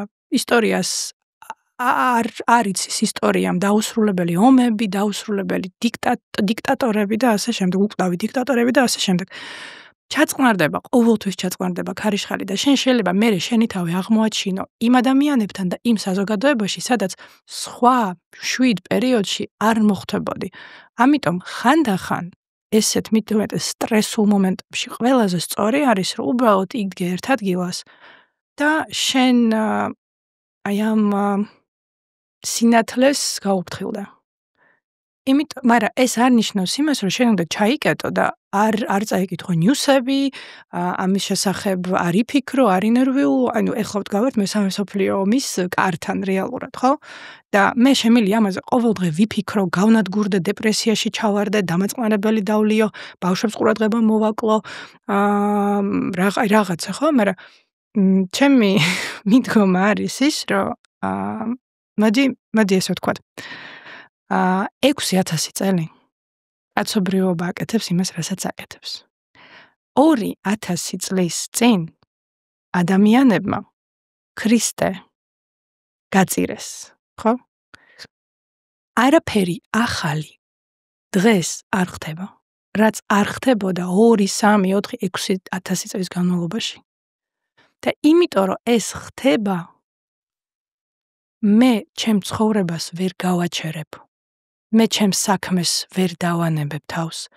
მე ჩემ შვილებს ყურადღებას ვერ მოვაკლებ, იმიტომ რომ რაღაცა ყოველთვის ხდება და მოხდება. ნათელ, ვერ თუ არ? არ, ანუ ეს არჩევანია. ხო, მაგრამ ვერ თითქოს კი, არა, მართალი ხარ. არ. ეს არჩევანია. და ძალიან ხშირად, აი, ჩემ ნაცნობებთან, იმიტომ რომ მეგობრები ახლობლები ვინც არიან, ყველა ასე თუ ისე ჩემ აზრზე არიან და მეთანხმებიან. მაგრამ ხანდახან ნაცნობებთან მაქვს ხოლმე რაღაც აი კამათიც არა, უბრალოდ აი რაღაც განხილვა ხო? მოსაზრების და როდესაც ვეუბნები, რომ ნახე, აი რაღაცა მოხდა. და შენი არჩევანია ამან გაგანადგუროს თუ არ გაგანადგუროს. ეს შენი არჩევანია. და შენ თუ ირჩევ, რომ გაგანადგუროს, შენ ირჩევ ამას. ერთ-ერთი ჩემი უსაყვარლესი ფსიქოლოგი არის ვიქტორ ფრანკლი, რომელიც ყველამ ვიცით კონცენტრაციულ ბანაკში გაატარა საკმაოდ გრძელი პერიოდი. და ეს მისი ფილოსოფია არის რეალურად. ლოგოთერაპიის დამფუძნებელი. კი ბატონო. და ჩემ მეგობარს ანდრო ჭიჭინაძეს მისი წიგნი გაუგზავნე ციხეში რომ წაეკითხა. იმიტომ რომ ეს მინდოდა რომ ეს აზრი მიიღო, ეს აზრი დაეფიქსირებინა რაღაცნაირად, ხო, რომ ანუ ყველაფერი შეუძლიათ რომ წაგართვან. ერთ რაღაცას ვერ წაგართმევენ, შენ არჩევანს დაინახო, არ დაინახო, კარგი, ხო? ანუ ჩვენ იგივე ფრანკლი ყვება ისტორიებს, რომ ის ადამიანები, რომლებიც დილას იღვიძებდნენ და აი ამ პატარა ფანჯარაში ხედავდნენ, როგორ იფურჩქნება რაღაცა ყვავილი ხეზე. იმათ ისინი უფრო ადვილად იტანდნენ ამას ყველაფერს, ვიდრე ის ადამიანები, რომლებიც თავს ინადგურებდნენ უკვე განადგურებულ სიტუაციაში იმატებდნენ. აი, ხო ხტები რას გულისხმობ შეიძლება? შენ ანდროსთან ერთად, როგორც ხვდები, გაქვს პროექტი. კი ბატონო. ანდრო, ჩემი მეგობარი ნინო ბოლქვაძე, იურისტი და მე დავაარსეთ 3 წლის წინ ფონდი სიცილით თერაპია. სხვათა შორის ემპათიას და თანაგრძნობასთან ძალიან ახლოს არის ეს თემაც. ბიზაშვილი, კი ბატონო. რას აკეთებს ჩვენი ფონდი? ჩვენ დავაარსეთ საქართველოში ჩვენ კოლეგასთან ერთად, რომელიც ამ საქმეს დიდი ხანია მიყვებოდა რუსეთში, უკრაინაში, საფრანგეთში, ისრაელში, ვადიმ ლარჩენკოსთან ერთად. ის იყო ჩამოსული საქართველოში და შემოგთავაზა ესეთი იდეა, რომ მე დაგიტრენინგებთ ჯამბაზებს, თქვენ დაარსეთ ფონდი და მოკლედ მე წავალ და თქვენ ამ საქმეს მიყევით. ესეც გავაკეთეთ, ჩვენი სასწაული ექიმები ჯამბაზები 5 გოგო დარჩა საბოლოოდ 100 კაცი იყო პირველ კასტინგზე და მე დარჩა 5 ჯამბაზი. ანუ ექიმები არიან? არა, არიან პროფესიონალური მსახიობები და ფსიქოლოგები. ოკეი, ანუ ფსიქოლოგებიც არიან. კი, 2 გოგონა არის ფსიქოლოგი, 3 გოგონა არიან მსახიობები. და ჩვენი ტრენინგები 3 თვის განმავლობაში დაეხმარა იმაში, რომ ეს პროფესია დახვეწონ. ვინ არიან ექიმები ჯამბაზები? მოდი აქედან დავიწყოთ. ექიმები ჯამბაზები დადიან ყველაზე რთულ განყოფილებებში, საქართველოში თბილისში იაშვილის ციციშვილის კლინიკაში დადიან და ასევე ციცინათელების ქვეყანა არის ესეთი საბავშვო ჰოსპისი და მოდიან იმისთვის, რომ ბავშვებს გაუადვილონ იქ ყოფნა. იმისთვის, რომ ხალისი შემოიტანონ, იმისთვის, რომ რაღაცა გაართონ. ანუ მძიმე დაავადებების ბავშვები. კი ბატონო, ონკოლოგიურ დეპარტამენტებში დადიან განყოფილებებში და პალიატიურ ბავშვებთან აქვს ძირითადად ურთიერთობა, შეხება. რატო არის ეს მნიშვნელოვანი? იმიტომ კი არა, რომ კარგი გოგოები და ბიჭები ვართ და ქულები ჩავიწერეთ. არა, ეს არის მნიშვნელოვანი, იმიტომ რომ ხალისი სიცილი და აი ეს სითფო, რაც მოდის ჯამბაზისგან, აძლევს ბავშვს ენდორფინებს. ენდორფინები არის ჰორმონი, რომელიც არის დადასტურებული, ბევრი კვლევა არის სამედიცინო ამასთან დაკავშირებით. ეს ჰორმონი აუმჯობესებს მკურნალობას. ანუ იმ შედეგს, რაც მკურნალობას მოაქვს, აორმაგებს, ასამაგებს, აათმაგებს და რეალურად აი ძალიან რომ შევამოკლოთ. ჯამბაზი საავადმყოფოში ნიშნავს ბავშვის საავადმყოფოში ნაკლები დღე. იმიტომ რომ უფრო სწრაფად ხდება გამოჯამთელება. და იმ შემთხვევაში, როცა ბავშვთა ჰოსპისზე არის საუბარი და ფაქტია, რომ ჰოსპისიდან გამოწერილი პაციენტი არ არსებობს, ამ შემთხვევაში საუბარი არის ცხოვრების ხარისხის გაუმჯობესებაზე. ჩვენი მისია და ესე რომ ვთქვათ, თავარი აზრი არის ის, რომ ადამიანი არ უნდა მოკვდეს სანამ მოკვდა. არ უნდა მოკვდეს ემოციურად, სანამ მოკვდა ფიზიკურად. ხო, ზუსტად. და ეს არა მარტო ჩვენ ბავშვებს ეხება, ზოგადად ადამიანს, ნებისმიერ ადამიანს, ტანჯვებზე ახლა საუბრობდით. ჩვენ თუ შეგვიძლია მისი ყოველდღიურობა გავაუმჯობესოთ, რატომაც არ გავაუმჯობესოთ? ჩვენი ფონდი არის საქველმოქმედო, რასაც ვქვია, არაკომერციული. ჩვენ არ გვაქვს სახელმწიფო მხარდაჭერა, ჩვენ უბრალოდ კერძო შემოწირულობებით ვცოცხლობთ და უკვე 3 წელია ამას ვაკეთებთ. და მიხარია, რომ საქართველოში არიან ადამიანები, ვინც ხვდებიან, რამდენ მნიშვნელოვან საქმეს ვაკეთებთ, ვინც გვეხმარებიან აქტიურად და ვინც მართლა რაღაცა გზებს პოულობს იმისთვის, რომ მხარი დაგვიჭიროს.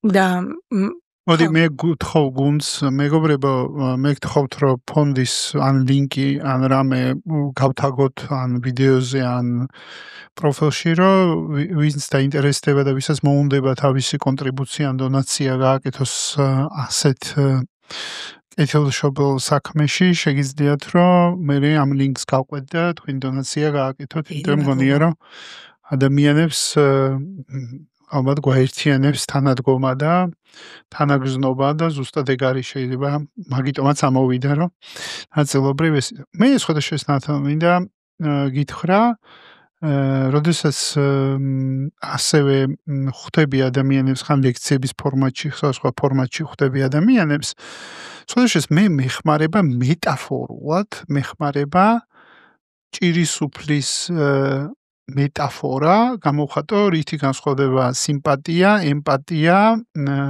compassion-ი, რომელიც ვერ ვთანხმდი სხვანაირად ვიდრე თანაგრძნობა. სულ მიჭირს ზოგიერთი სიტყვის ზუსტი შესატყვისის პოვნა და მე უკვე პრაქტიკა მიჩვენს, რომ ეს სიტყვა უფრო მუშაობს. სხვადასხვა ჭირის უფალთან რა მოდის ადამიანები პანაშვიდზე და რამის ხელს ართმევენ და ვნებიან ამბობენ რომ ვიზიარებ, ეს არის სიმპათია. ანუ მე ინტელექტუალურად ხვდები რომ შენ გაქვს ტკივილი, მე ამ ტკივილს არ ვეხები, ვერ ვეხები, მაგრამ აღნიშნოს ვაკეთებ რომ ვიზიარებ შენ ტკივილს. ანუ ეგ არის სიმპათია. ანუ სიმპათია ეს კი არა რომ ვინმე მომწონს. კი, შეგრძნება, ხო? ემპათიის ნაწილი არის უკვე ის ადამიანები ჩემთვის, რომელიც მოდიან და რჩებიან შენთან ერთად და ცდილობენ რომ გითანაგრძნონ, ანუ თუნდაც რჩებიან, თუნდაც შენ ისტორიას ისმენენ, თუნდაც კითხვებს გისვამენ, გიკითხებიან როგორ ხარ. აი ეგ მომენტი უკვე მან ეს ხდება უკვე სიმპათიას ჩემი აზრით ინტელექტუალურ აზრს რომ მე ვიცი რომ შენ ტკივილი გაქვს. ეს არის უფრო მე ვიცი რომ შენ ტკივილი გაქვს და მე მოგცემ სივრცეს რომ შენ ეს ტკივილი გქონდეს. აი ეს არის ჩემთვის რაღაცნაირად ემპათიური აქტი. აქტი ემპათიის და კიდე არის დაახლოებით 10-20 ადამიანი, 10 ალბათ, ესე ვიტყვი, შეიძლება 5-ის რა აქ რაოდენობას არ აქვს მნიშვნელობა, ხარისხს უფრო აქვს მნიშვნელობა, რომელიც მთელ ამ გამოცდილებას გადიან შენთან ერთად. აი, სულ გვერდში გიდგანან და სულ რაღაცნაირად თანამონაწილეები ხდებიან შენთან ერთად ამ გამოცდილების და აი ის ყველაზე ახლო ადამიანები, აი ეს არის უკვე ეს თანადგომა და თანაგრძნობა, როცა ადამიანი შენთან ერთად გადის მაგ გამოცდილებას თავიდან ბოლომდე და ის ემპათიაზე კიდე უფრო ღრმა გრძნობა არის და კიდე უფრო სხვანაირი თანადგომა არის და რაღაცნაირი ჩვენი გეხმიანება ეს მეტაფორა, ანუ როგორ განსხვავდება ეს სამი რაღაც ერთმანეთისგან რაღაცნაირად გივაგებს თუ ოდნავ განსხვავებულად ხედავ, ან ჩვენთან მოსულა განსხვავებულობაზე ლაპარაკი, მაინც მინდა ის არა ქვია, მოგიპატიჟო მაგაში. ეს რა, ეს არ მიფიქრი, არ გამიშლია. საინტერესო მიდგომა არის და რაღაცა ნამდვილად არის ამაში. იქიდან გამომდინარე, რომ ორი შვილის დედა ვარ, ორი გოგონა მყავს. მე მივხვდი ესეთ რაღაცას, რომ ძალიან ბევრ ადამიანს და მე მათ შორის გვიჭირს მართლა შევიგრძნოთ კივილი, რომელიც სხვა ადამიანს აქვს. პროსტორედ მე ადრე მიჭირდა. მაგრამ ეს არის კუნთი, რომელიც შენ შეგიძლია ამუშავო. განვითარო, კი ბატონო. და ამ შემთხვევაში რა დამეხმარა, ძალიან დამეხმარა დედობამ, აი ბავშვებთან ურთიერთობამ, რომ მე ეს თანაგრძნობის მომენტი გამივინთარებინა. როდესაც ბავშვი მოდის და ტირის, რაღაცა დაარტყა, მაგალითად და წაიქცა და ფეხი დაარტყა და ეთკინა და ტირის. ამ შემთხვევაში ძალიან ბევრ მშობელს უჩნდება შიშის გამო აი რეაქცია, რომელიც არის მაგალითად ვაიმე ხო გითხარი, არ წაიქცე და შენ წაიქეცი და ამას იმიტომ კი არ აკეთებენ, რომ არ უყვართ. არა, უბრალოდ შეეშინდათ და ეს შიში მართავს ამ რეაქციას. როცა ეს ჩემში დავინახე, მივხვდი რომ მე შემიძლია ეს თავიდან ინტელექტუალურად გავაჩერო. როგორც კი ეს ამოდის, რომ აი როგორც რაღაცა ეგრევე დავიჭირო და თუ სხვას ვერაფერს ვერ ვეუბნები, მაშინ უბრალოდ აი ჩავეხუტო და მისი ემოცია, ანუ მივცე მის ემოციას სივრცეს, ზუსტად რაც შენ თქვი.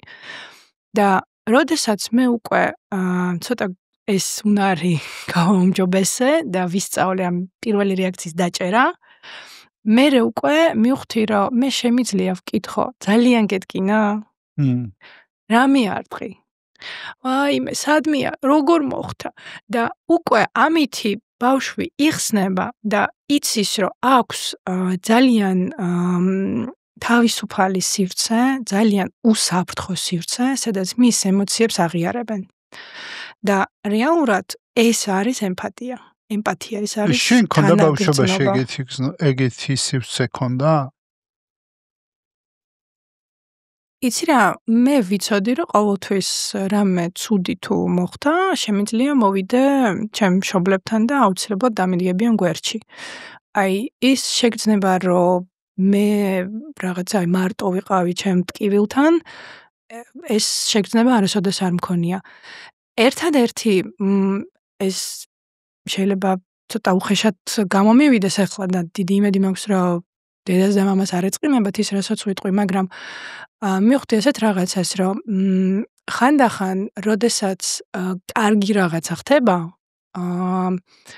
აი მანდ უჭირთ ხანდახან ადამიანებს, რომ იგივე თანაგრძნობა გამოხატონ და იგივე ემპათია გვაჩვენონ.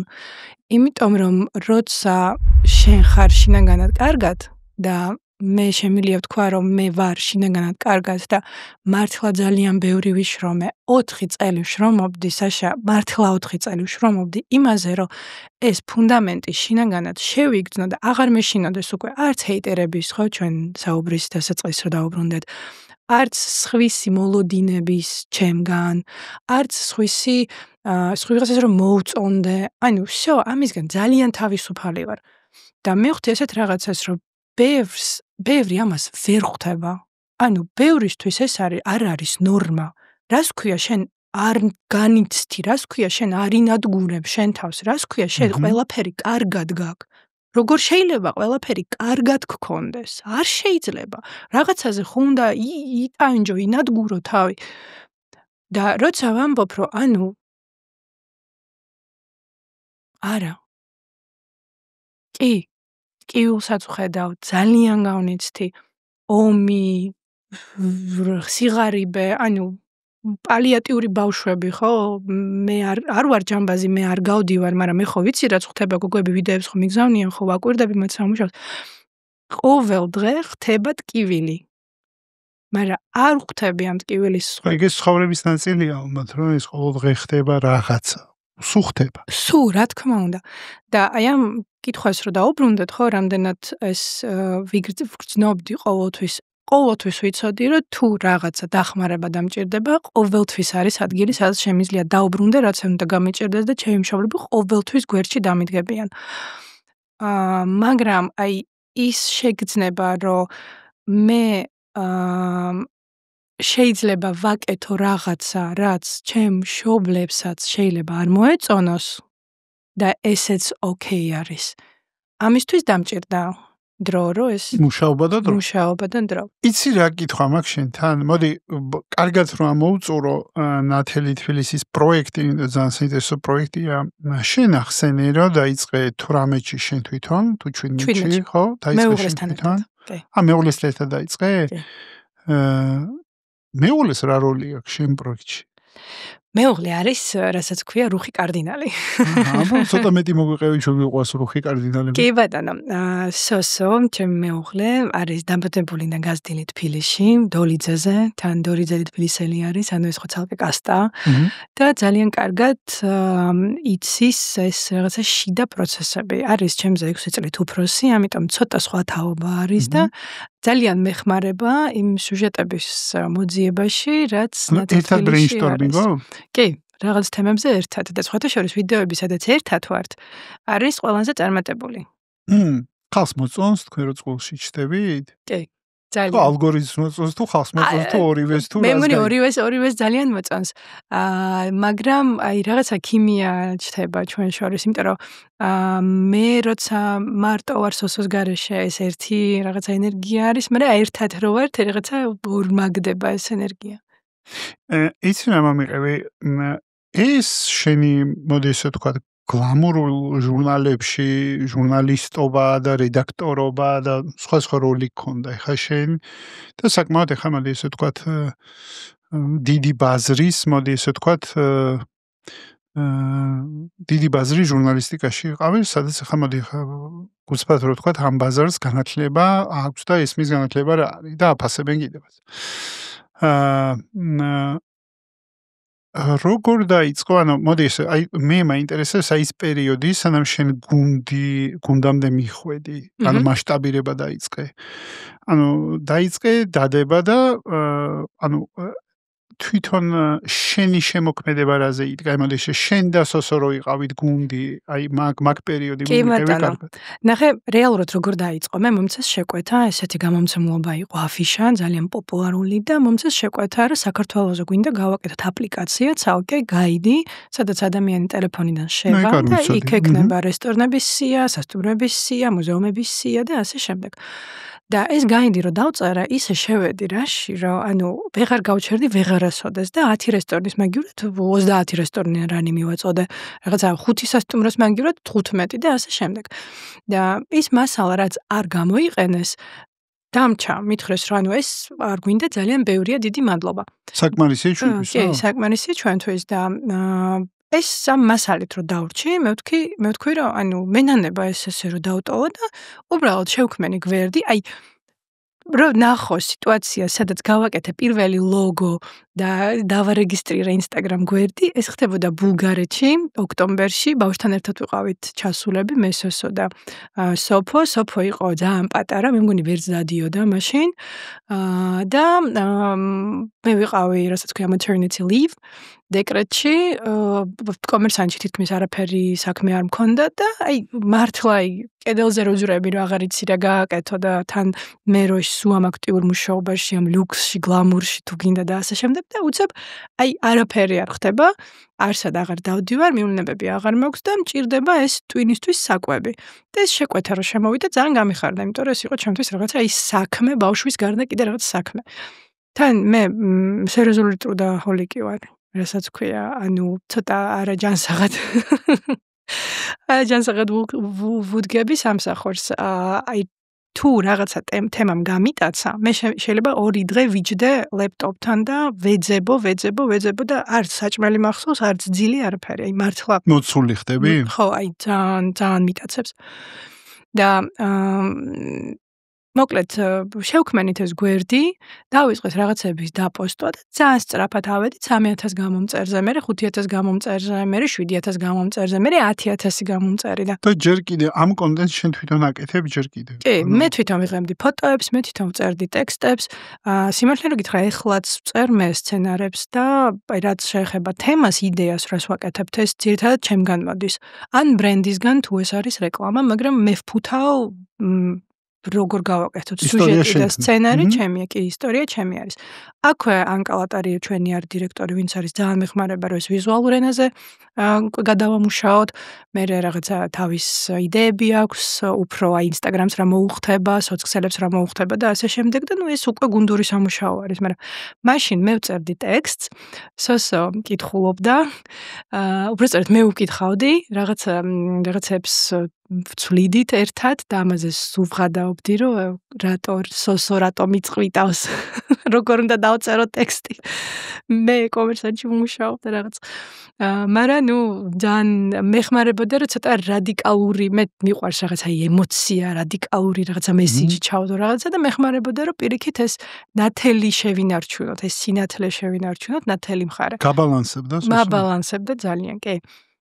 და 2023 წლამდე, აი, 2023 წლამდე მევდებდი ფოტოებს, მევწერდი ტექსტებს. ჯერ კიდე ეკომერციული პროექტი ბოლომდე არ იყო, ხო? ანუ რეალურად შენ დაიწყე, ანუ კომერციალიზაცია თავიდან იდეათაც არ არსებობდა, ხო? ანუ შენ დაგჭა მასალა, გინდოდა რომ ეს მასალა დაგედო, დადო ეს მასალა, პარალელურად დაიწყე ახალი მასალის შექმნა, ხო? ანუ კი, რომ დაინახე რომ ინტერესი არის და ანუ აზარტმა გაგიტაცა უკვე იქიდან. კი, ზუსტად. ანუ ჰობი იყო რეალურად. ჰობი, აბსოლუტურად. ნათელი თბილისი იყო რაღაცა ჩემი ჰობი. ესე შეიძლება ითქვას. როგორც ჩემთვის არის ჯერჯერობით ეს პოდკასტი. სხვადასხვა იცი რა მაინტერესებს, სად მოხდა, სად დაიწყო ჰობიდან ტრანსფორმაცია ბიზნესისკენ? აი, როგორ მოხდა ეგ გზა? შეგიძლია გამიზიარო? კი. 2018-ში მე დამირეკა ანკაცის შვილმა, კონცეპტუალური მაღაზია იერის თანადამ ფუძნებელმა და მითხრა, რომ მეო შენი გვერდი ვაჩვენეო ჩემ კოლეგებსო, ძალიან მოეწონათო და სავარაუდოდ რაღაცა შეხვედრაც მოხდება. მე ჩემმა მეუღლემაც მითხრა, რომ გაიცნო გუგუბერიძეების ოჯახი და ქონდა შეხვედრა ბატონთან გუგუბერიძესთან, გამიცნო, კარგად, ნათელი თბილისი ძალიან მოწონდა და მითხრა, რომ ერთი პროექტი გვაქვსო, ჩვენ ოჯახს და ანკას თბილისში, კონცეპტუალური მაღაზია იერი და ვეძებთ ადამიანს, რომელიც storytelling-ს დაგვილაგებს და PR-ში და მარკეტინგში დაგვეხმარება. რას ფიქრობ ამაზე? და მაშინ მითხრა, რომ თქვენო არ ფიქრობთო, რომ ნათელი თბილისი რაღაცა კომერციალიზაცია, რასაც ქვია მონეტიზაცია გაუკეთოთ, მოუფიქროთ და მე ვთქვი, არა, მე ამაზე არ ვფიქრობ, მე იმდენი საქმე მაქვს კომერსანტში, 2 ბავშვი, 2 ძაღლი, ქმარი, ანუ არა, მეთქი ჯერ არა. ნუ, კაი, დაფიქრდით. და მაშინ ეს ჩამიჯდა ეთყობა სადღაც ტვინში. მე უკვე იერში რომ დავიწყე მუშაობა და ზუსტად იერის მოწვევით გადმოვედით 2019 წელს თბილისში. მაშინ მივხვდი, რომ ძალიან ბევრ ისტორიებს იერში ვერ ვყვები, იმიტომ რომ ფორმატს არ უხდება, მაგრამ ნათელ თბილისს ძალიან მოუხდება. და დავიწყე ნათელ თბილისზე უფრო მეტი მუშაობა. მეც აქ პაუზა ჩვენს მნიშვნელოვანია გავიგო. ამ 18-ში მთელი შენი ეს მოსკოვური ცხოვრება დაყარე და წამოხვედი თბილისში? 19-ში კი. ანუ როგორც კი შესაძლებლობა გაჩნდა, რომ შენ გადასულიყავი და ყოფილიყავი დამოუკიდებელი და საქართველოში ალბათ კარიერის პირველი ნაბიჯები გადაგედგა, ესე მყარი შენ ამ შესაძლებლობა ეგრევე გამოვიყენე. გამოიყენე შესაძლებლობა?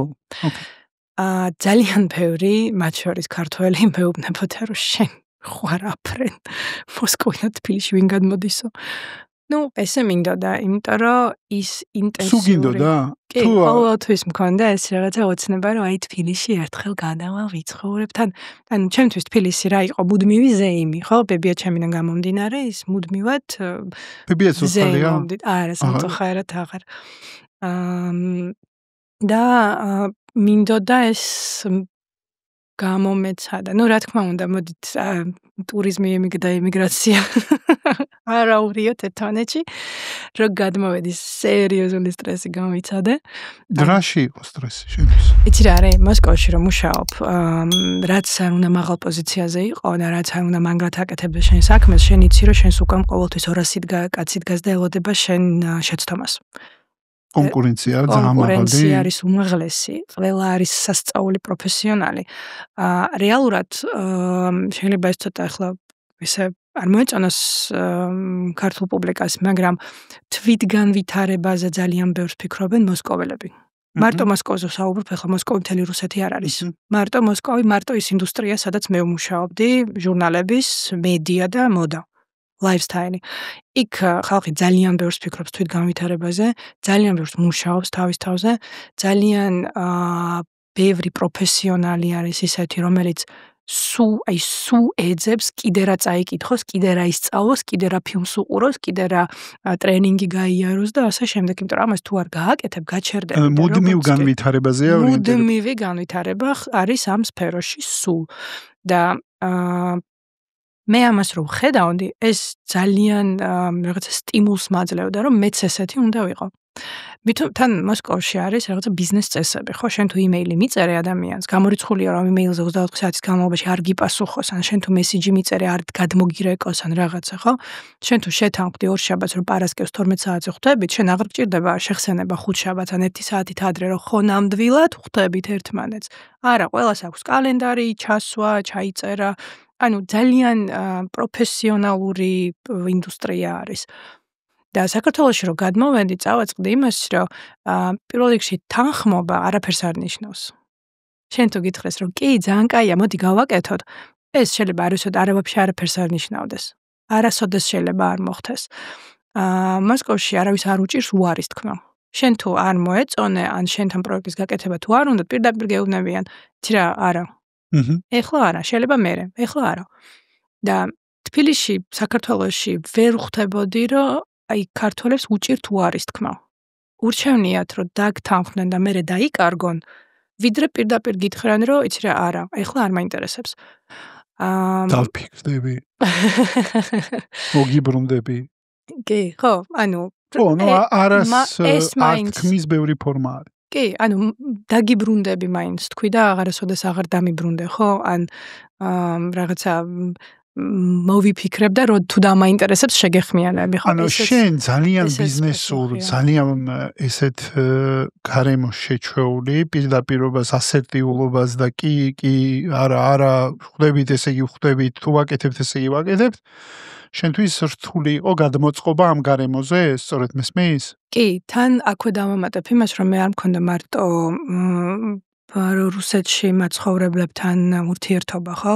თან იმასაც უნდა მივხვდეთ, რომ მოსკოვი ძალიან მულტიკულტურული ქალაქი არის. ანუ მრავალფენოვანი, კი, ნებისმიერი ნაციის ეროვნების ადამიანი შეიძლება შევხვდეს იქ. ამიტომ ეს მოსკოვის მენტალიტეტი ცალკე მენტალიტეტია. და მე თან პარალელურად მქონდა ძალიან ხშირი და ძალიან ბევრი ურთიერთობა უცხოელებთან, ევროპელებთან და ამერიკელებთან. ძალიან ხშირად დავდიოდი მივლინებებში, ძალიან ხშირად ხვდებოდი PR მენეჯერებს, მარკეტინგის დირექტორებს, გენერალურ დირექტორებს, სხვადასხვა საერთაშორისო ევროპის კომპანიებს. თან ლუქსის მიმართულებით ვიყავი და თითქმის ყველა ლუქსის ბრენდის CEO-სთან მაქვს გაკეთებული ან ინტერვიუ, ან რაღაც პატარა 5-წუთიანი საუბარი მქონია და ასე შემდეგ. და ეს კორპორატიული კულტურა, რასაც ქვია, ძალიან კარგად მესმის, ძალიან დიდ პატივს სცემ. საქართველოში რო ჩამოვედი 2019 წელს, ეს იყო სერიოზული პრობლემა, რომ მეილზე პასუხი მიიღო. რომ ვიღაცას დაურეკო, რაღაცა შეთავაზო და იმას არ გაუკვირდეს, რომ ანუ რა პონჩი მირეკაო, ვაფშე ვინ ხარ, ნაცნობმა რატო არ გამაფრთხილა, რომ შენ დამირეკაო. ეხლა ძალიან ბევრი რამ შეიცვალა, ეხლა 2025 წელს რო ვაკვირდები, იმეილზეც პასუხობენ და მართლა ძალიან დაიხვეწა ეს ბიზნეს ეთიკა და გარემო. მაგრამ მაშინ 2019-ში ეს იყო ჩემთვის სერიოზული სტრესი და ამან გამანადგურა რეალურად, იმიტომ რომ ამ სვერპლის პოზიციიდან გამომდინარე, რომ მე მარტო მე ვმუშავ, ჩემს გარდა არ მუშავს. ნუ აი, როგორც არის ხოლმე რა. და ნაგიტო ძალიან გამიჭირდა. მაგრამ მე დავხვეწა და რაღაც მომენტში მეც რაღაცა საკითხებში მოსკოვში რო ცხოვრობ, ძალიან დასტრესილი ხარ და ამას ვერ ხვდები. ანუ უკვე არაჯანსაღად დასტრესილი ვიყავი მე, რომ მახსენდება ჩემი სამუშაო საათები ინტერვიუში დილის 8 საათიდან საღამოს 11 საათამდე მუდმივად და სახში მოდიხარ იზინებ დგები ისე მიდიხარ სამსახურში. ეს არ არის ნორმალური. არც ეს არ არის. თქვენელი განმოსახედიდან ამბობ ამას, თორე კი ცხოვრობდი მაგ ცხოვრებაში. კი, მაშინ ძალიან მომწონდა, მაგრამ ეხლა ხვდები რომ ეს არ არის ნორმა და სიჯანსაღე. და თბილისში შეგიძლია იპოვოს ბალანსი, რასაც ქვია work life balance. თავარია ძალიან არ დანებდე და ძალიან არ მოუშვა. ნათა დაუბრუნდეთ იმ წერტილს, ანუ შენ იმ კომპანიაზე მუშაობ, რომელმაც ჩამოგიყვანა, ხე მე გადაგახვევინე ცოტა სხვაგან, მაგრამ გაბრუნებ უკან ამ წერტილში და ანუ ჯერ კიდე ჰობია შენი გვერდიდან, თუმცა უკვე ნათქვამი რომ აბა კომერციალიზაციაზე დაფიქრდი, რაღაცამ შემოაგდო, ხო შენში? კი. კარგი, მე რა ხდება? მე მუშაობ იერში, პარალელურად მუშაობ კომერსანტში და ნუ ნათელი თბილისი. კომერსანტში ონლაინ მუშაობ? კი, ონლაინ მუშაობ. აქედან მუშაობ. აქედან მუშაობდი 2022 წლამდე. მე პანდემიის დროსაც მუშაობდი აქედან ონლაინ და 2022 წელს გადავწყვიტე, რომ აღარ მინდა გავაგრძელო, შევწყვიტე ურთიერთობა და დარჩა მარტო იერი. იერი ძალიან მიყვარს, ანუ მართლა შვილივით გავზარდეთ ერთად და ჩემთვის ძალიან ძვირფასი პროექტი არის, იმიტომ რომ სრული თავისუფლება მქონდა და მართლა შევქმნით ის ბოდიში და ნარატივი, რომელიც დღეს საუბრობდით, რომელიც იყო იმაზე, რომ საქართველოს მემკვიდრეობა უნდა გაიღვიძოს, ჩვენ შეგვიძლია გამოვიყენოთ ყოველდღიურობაში ვიხმაროთ და ეს არ უნდა იყოს მუზეუმში ჩაკეტილი რაღაცა არტეფაქტი, რომელთაც ჩვენ ვამაყობთ უბრალოდ, ხო? რატო არ უნდა იყოს მემკვიდრეობა ყოველდღიურობის ნაწილი? ეს საკითხი წამოწია იერმა და უკვე რაღაც მომენტში მივხვდი, რომ იერში იერისთვის მე რაც შემეძლო მაქსიმუმი ჩემი გავაკეთე, მე არ ვარ PR სპეციალისტი, მე არ ვარ მარკეტოლოგი, მე ვარ სტორითელერი და ისტორია იერის ხალბარაში იმაში რომ ისტორიების მოყოლა ხანდახან შეიძლება არ იყოს გაყიდვებთან ასოცირებული პირდაპირ. ისტორიების მოყოლა არის უფრო იმიჯზე, უფრო სანტიმენტებზე და უფრო აი იმ რაღაც ემოციურ კავშირზე, რომელიც ჩემს და ბრენდის შორის იბადება. რა თქმა უნდა, მე ამას მარკეტინგიც მოყვება და PR-იც მოყვება და ასე შემდეგ, მაგრამ სტორითელინგი არის ბაზა.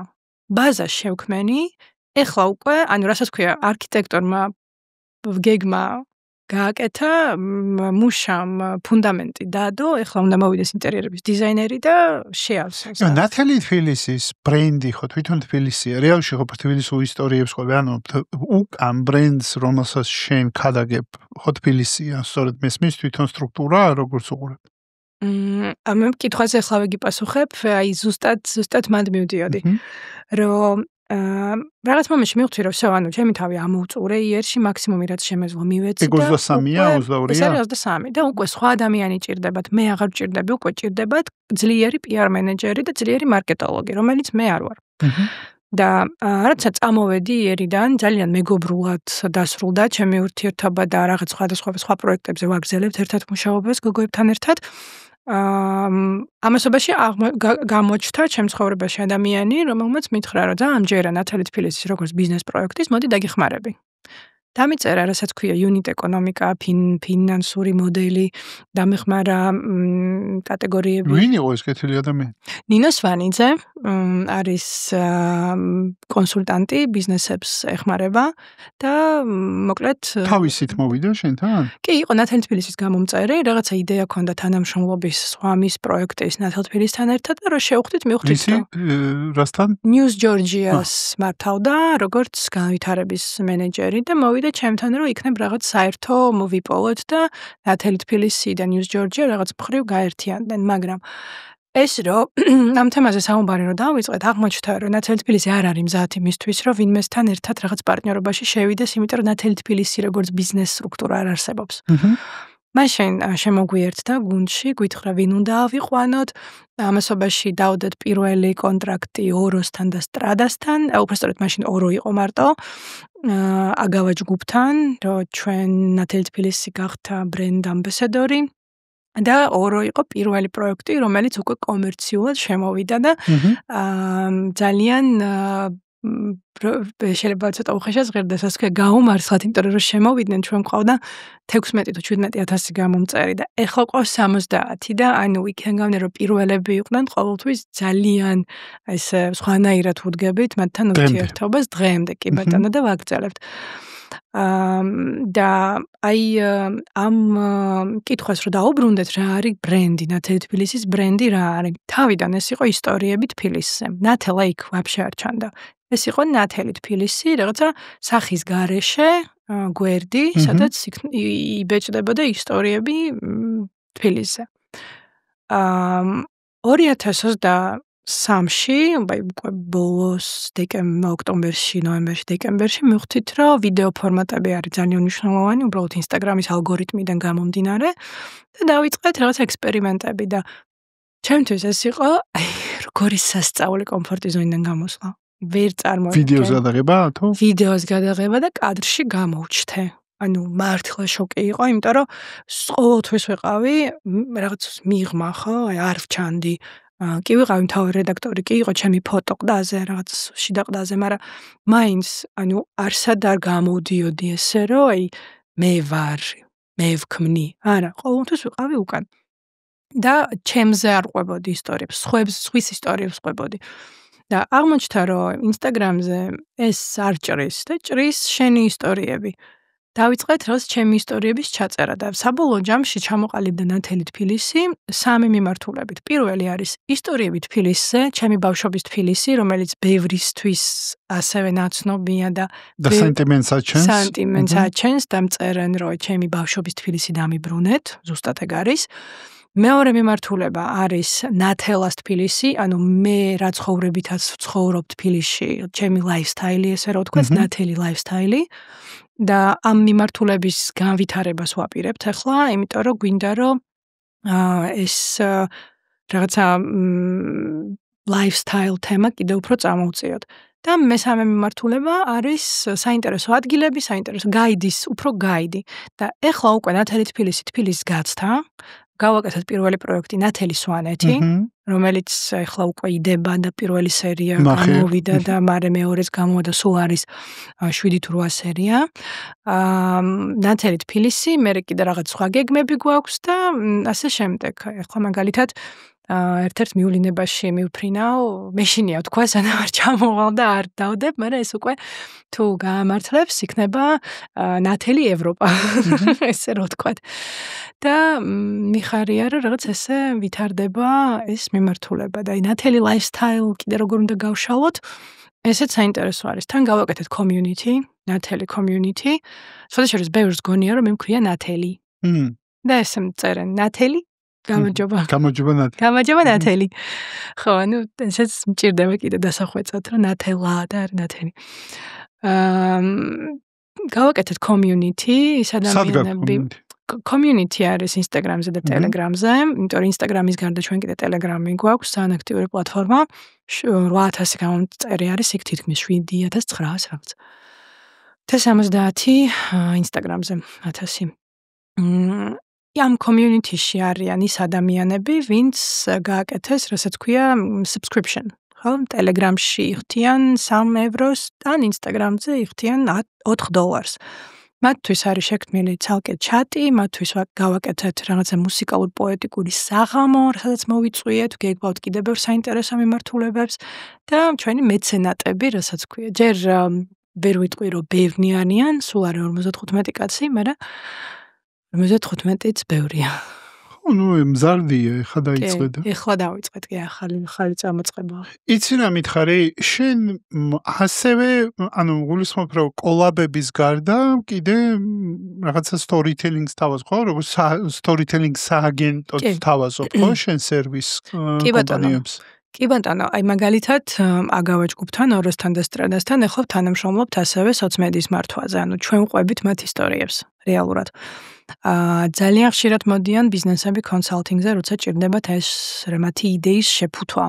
იმიტომ რომ მე შემიძლია ეს ისტორიები მოვიფიქრო მათთვის.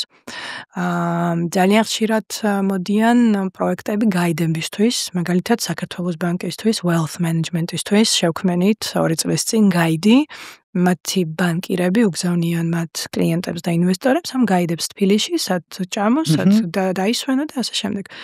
ეს მიმართულებაც არსებობს და რეალურად ჩვენ ვეძახით ჩვენ ნათელ თბილის Magic Bureau. იმიტომ რომ რაღაცა ჯადოსნურ პროდუქტებს ვთავაზობთ და სულ მეხუმრებიან, რომ შენო ის ტინკერბელი ხარო, პიტერ პენმა რო დაიჭირაო და მოარტყაო და ჯადოსნური რაღაც მტვერი რო დაიფანტა, აი ზუსტად ის ვარ მე. რაღაცა თუ არ მიფრინავს, მოვდივარ. რაღაცნაირი მადლიერება გამიჩნდა, მე არ ვიცნობ მამაშენს, მაგრამ მადლიერება გამიჩნდა, რომ ასეთად აღზარდა, ჩაგიდო ეს კოდი და მოგანდომა, რომ საქართველოს დაბრუნებულიყავი ასე თუ ისე ამ ჩადებული კოდის მიხედვით. თუ შეიძლება აქვე დედასაც რო განაუხადოთ, მადლობა, იმიტომ რომ თბილისში რო ჩამოვდიოდით, დედა იყო ის ადამიანი, რომელიც ხელს მკიდემდა და ყველა მუზეუმი, ყველა პარკი, ყველა არქიტექტურული მნიშვნელოვანი ადგილი, ყველა დედამ მომატარა და ძალიან კარგად მახსოვს, პანთეონზე ვიყავი დედასთან ერთად და მომიყვა ეს ისტორია გრიბოედოვზე, ნინა ჭავჭავაძეზე, მე ვისწავლეთ ეს ლექსი, რაც წერია ნინა ჭავჭავაძეს ქვაზე და მახსოვს, რომ ეს დედასგან იყო რეალურად და მაგარია. ძალიან. დედასაც ესე უყვარდა და იცოდა ალბათ, მარტო უყვარდა არ არის, აქ ცოდნაც არის და განათლებაც ჩანს, ეხლა რომ ჩაგიდო ესეთი მნიშვნელოვანი რაღაცაები შენივე ქვეყანას. ხო შეს ხო მე მაგ ხით უმადლი ვარ, ასევე დედაჩემი იყო უფრო მეტად ჩართული ჩემი ისრაელში წასვლაში, როცა მიდიოდი სასწავლებლად და მეუბნებოდა შენი ქვეყანა და შენი ენა უნდა ისწავლო, ეგეც დედაჩემის მოდი ესე ვთქვა დამსახურება იგივენაირად როგორც დედაშენის. ეხლა მინდა Georgian Infusion-ზე გელაპარაკო, ბოლო პროექტზე, რომელიც მე დავესწარი შენ ლექციას, მე მგონი არის ახალი მიმართულება, ლექციების დადება, როგორც მე ვხვდები, მე ვიყიდე, მე ჩაულებრივად მოგმართე, მე ვთხარ სადღაც რეკლამა შემხვდა და მომაყიდინე ბილეთი, მოვედი, დავესწარი იმ 70 კაცში ვიყავი ზუსტად, ვინც შენ ლექციას ესწრებოდა. ძალიან მაყოფილი დავრჩი, 85 იყო? შვენიერი.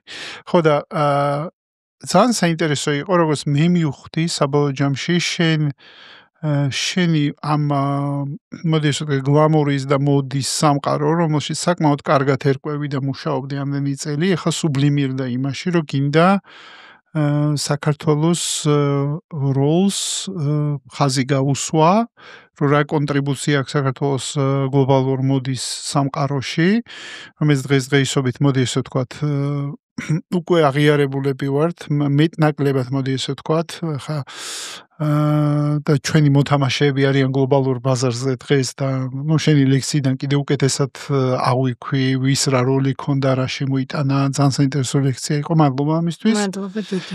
მაგრამ რა გინდა ამ პროექტიდან გააკეთო, ეს Georgian Infusion-ზე რო ვილაპარაკოთ ცოტა.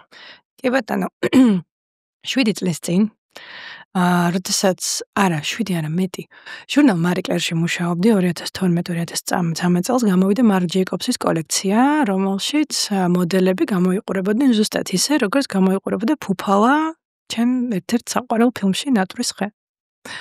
და გავოცდი, ეს როგორ მეთქი, როგორ შეიძლება ესე გავდეს ერთმანეთს, სად Marc Jacobs-ი და სად თენგიზ აბულაძის 1977 წელს გადაღებული ფილმი. ნუ რაღაც ამაზე დავწერეთ პატარა სტატია, რომ აი ნახეთ, როგორ შეიძლება ემთხვეოდეს, შეიძლება არც იცის ჯეიკობსმა ეს ფილმი და ასე შემდეგ. მაგრამ მე წავაწყდი 2008 წლის კოლექციას, რომელსაც ერქვა პარიზი, მოსკოვი, შანელის მოდის სახლის კოლექცია, სადაც დავინახე, რომ ქართული ჩოხის ელემენტები არის გამოყენებული და გურული სამოსის. ამაზე უკვე ცოტა დავფიქრდი, მეთქი ეს როგორ. აღმოჩნდა, რომ ეს კოლექცია იყო მიძღვნილი რუსეთის იმპერიის ემიგრანტებს 1920-იან წლებში, ვინც იყო გამოქცეული და ზოგი ვიცით, რომ მუშაობდა შანელის მოდის სახლში და ასე შემდეგ. და ამაზე უკვე ცოტა გავბრაზდი, რომ მეთქი, ანუ რას ქვია პარიზი, მოსკოვი. ეს ქართული არის, აუთენტური არის და მოდით ამას ხაზი გავუსვათ. და ნელ-ნელა ეტყობა ეს ჩემი საქმე იყო, მისი არ ვიცი, ხო იცი რაღაცა შენ საქმეს რო აკეთებ, მე უკვე თვითონ პოულობს სხვადასხვა იდეები. ნელ-ნელა ჩემს ირგვლივ დაიწყო აი შეგროვება ამ სიუჟეტების, ამ იდეების, იქ ვიღაცამ რაღაცა მომიყვა, იქ რაღაცა გავიგე, იქ შემთხვევით ფილმი ვნახე და ნელ-ნელა დავიწყო ამ სიუჟეტების შეგროვება. მერე გადავწყვიტე 2020 წელს, იქ ისევ რაღაც 20 არა, ბოდიში 2022-ში გადავწყვიტე, რომ ანუ ეს გამოფენა, ეს უნდა გავაკეთო გამოფენის სახით. რომ ძალიან მაგარი იქნება საქართველოს მემკვიდრეობა და ეს საქართველოს შთაგონება, საქართველოსთან რომელიც მოდის, რაღაცა გამოფენის სახით ვაჩვენოთ ადამიანებს. მაშინ დიდი იმედი მქონდა, სანამ ეს დავიწყე, სანამ ომი დაიწყებოდა, მანამდე 2021-ში და თუ არ ვცდები, გუნდი შევკარი და დიდი იმედი მქონდა, რომ მყავდა მეცენატიც, რომელიც მზად იყო, რომ ხარი დამიჭიროს ამ პროექტში და შევკარი გუნდი, ყველასთან შევთანხმდით და დავიწყეთ პროექტზე მუშაობა. სამწუხაროდ ომი დაიწყო და ისე მოხდა, რომ ის მეცენატი, რომელიც დამპირდა, ვეღარ დამეხმარა, მომიწია საქმის გაჩერება და ეხლა ესე მოხდა, რომ ის რისორჩი, რაც იყო გაკეთებული, არის გაშეშებული. იმას ის უბრალოდ დევს, იმას არ ხმარობ, მაგრამ ის სიუჟეტები, რაც მე მქონდა მანამდე ნაპოვნი და რაც მე ვიცოდი, რომ არსებობდა, შევკარი და მივხვდი ესეთ რაღაცას, რომ სანამ ეს პროექტი, ამ პროექტისთვის კარგი დრო არ მოვა, იყოს გაჩერებული, მე დავყოფ პატარ-პატარა ნაწილად და გავაკეთებ რაღაცა იმ მიმართულებას, რასაც მე შემიძლია ეხლა რომ ხელი მოვკიდო. რეალურად Georgian Infusion-ი არის უზარმაზარი გამოფენა, 50-ზე მეტი 100-მდე სიუჟეტი არის, სადაც სხვადასხვა მხრიდან არის გაშლილი საქართველოს გავლენა მსოფლიო მოდაზე. აი უბრალოდ რომ მაგალითი მოგცე, გურული სამოსი, ხო სიტყვაზე. ჩვენ ვიყენებთ გურულ სამოსს, რომელიც ეროვნულ მუზეუმში იმყოფება. აქვე შანელის ერთ-ერთი ლუკი 2008 წლის კოლექციიდან, რომელიც ძალიან გავს იმ სამოსს. აქვე მაქს ტილკეს ესკიზები გურული კაცის, გურული ქალის და აქვე მაგალითად სალვადორ დალის მიერ შექმნილი არჩილ გურიელი ჭყონიას პორტრეტი, სადაც არჩილ გურიელი ჭყონია არის გურულ სამოსში. და ეს არის სიტყვა ერთი სიუჟეტი, ესე წარმოგიდგინე, უკვე რამხელა გამოფენა შეგიძლია მარტო ამ ერთი სიუჟეტიდან რო გააკეთო. და ჩვენ ესეთი სიუჟეტი გვაქვს მართლა 100-მდე. სხვადასხვა ტიპის. მოდის სახლებთან დავიწყეთ ურთიერთობა, შანელის სახლთან მქონდა ძალიან დიდი სერიოზული საუბარი, აღმოვაჩინეთ, რომ ლაგერფელდს მქონდა კიდე ცალკე კოლექციას დანევიჩზე გაკეთებული. უყურებ ჩვენ პოდკასტს. არ დაგავიწყდეს, გამოიწერე არხი, დაალაიქე, დაგვიტოვე კომენტარი და გვაჩვენე, რომ მოგწონს რასაც ვაკეთებთ. ელენა რუბინშტეინის ფონდთან მქონდა დიდი საუბარი, ეკრას ეს არჩილ გურიელი ჭყონიას მემკვიდრეობა, რაც ჰქონდათ შენახული, იქიდან გამომდინარე რუბინშტეინის ქმარი იყო. და ასე შემდეგ. ძალიან გული მწყდება, რომ მომიწია გაჩერება ამ პროექტის და სხვათა შორის თუ კარგი მეცენატი იცი, ვინც შეიძლება დაინტერესდეს ამ პროექტში, მითხარი და აგერ ბატონო მეცენატე ბატონო და ქალბატონო მეცენატებო თუ შეიძლება შეეხმიანეთ აგერ ნათელას და ნათელა გააკეთებს შვენიერ გამოფენას კი ბატონო თქვენთან ერთად. ჩემი თანაკურატორი არის ბატონი გაელ მამინი, კიდევ უფრო საინტერესო რომ გავხადოთ ეს პროექტი. გაელი არის ცნობილი კურატორი, მანამდე მუშაობდა ბალენსიაგაში და მემკვიდრეობის განყოფილება მან შექმნა, მერე დემნა მოვიდა და ამ მემკვიდრეობას ხმარობდა ზუსტად გაელის დახმარებით. მერე გადავიდა Yves Saint Laurent-ის და Pierre Berger-ის კერძო კოლექციის მმართველი იყო და ეხლა მუშაობს ძალიან ბევრ მოდის გამოფენებზე. მაგალითად პარიზში იყო დიდი გამოფენა Yves Saint Laurent-ი და ყვავილები. გაელის გაკეთებული იყო. მანამდე აზედინალაია და Madame Grès, ესეც პარიზში, ესეც გაელის გაკეთებული იყო და ასე შემდეგ. რეალურად Guy Ritchie არის მოდის ინდუსტრიის.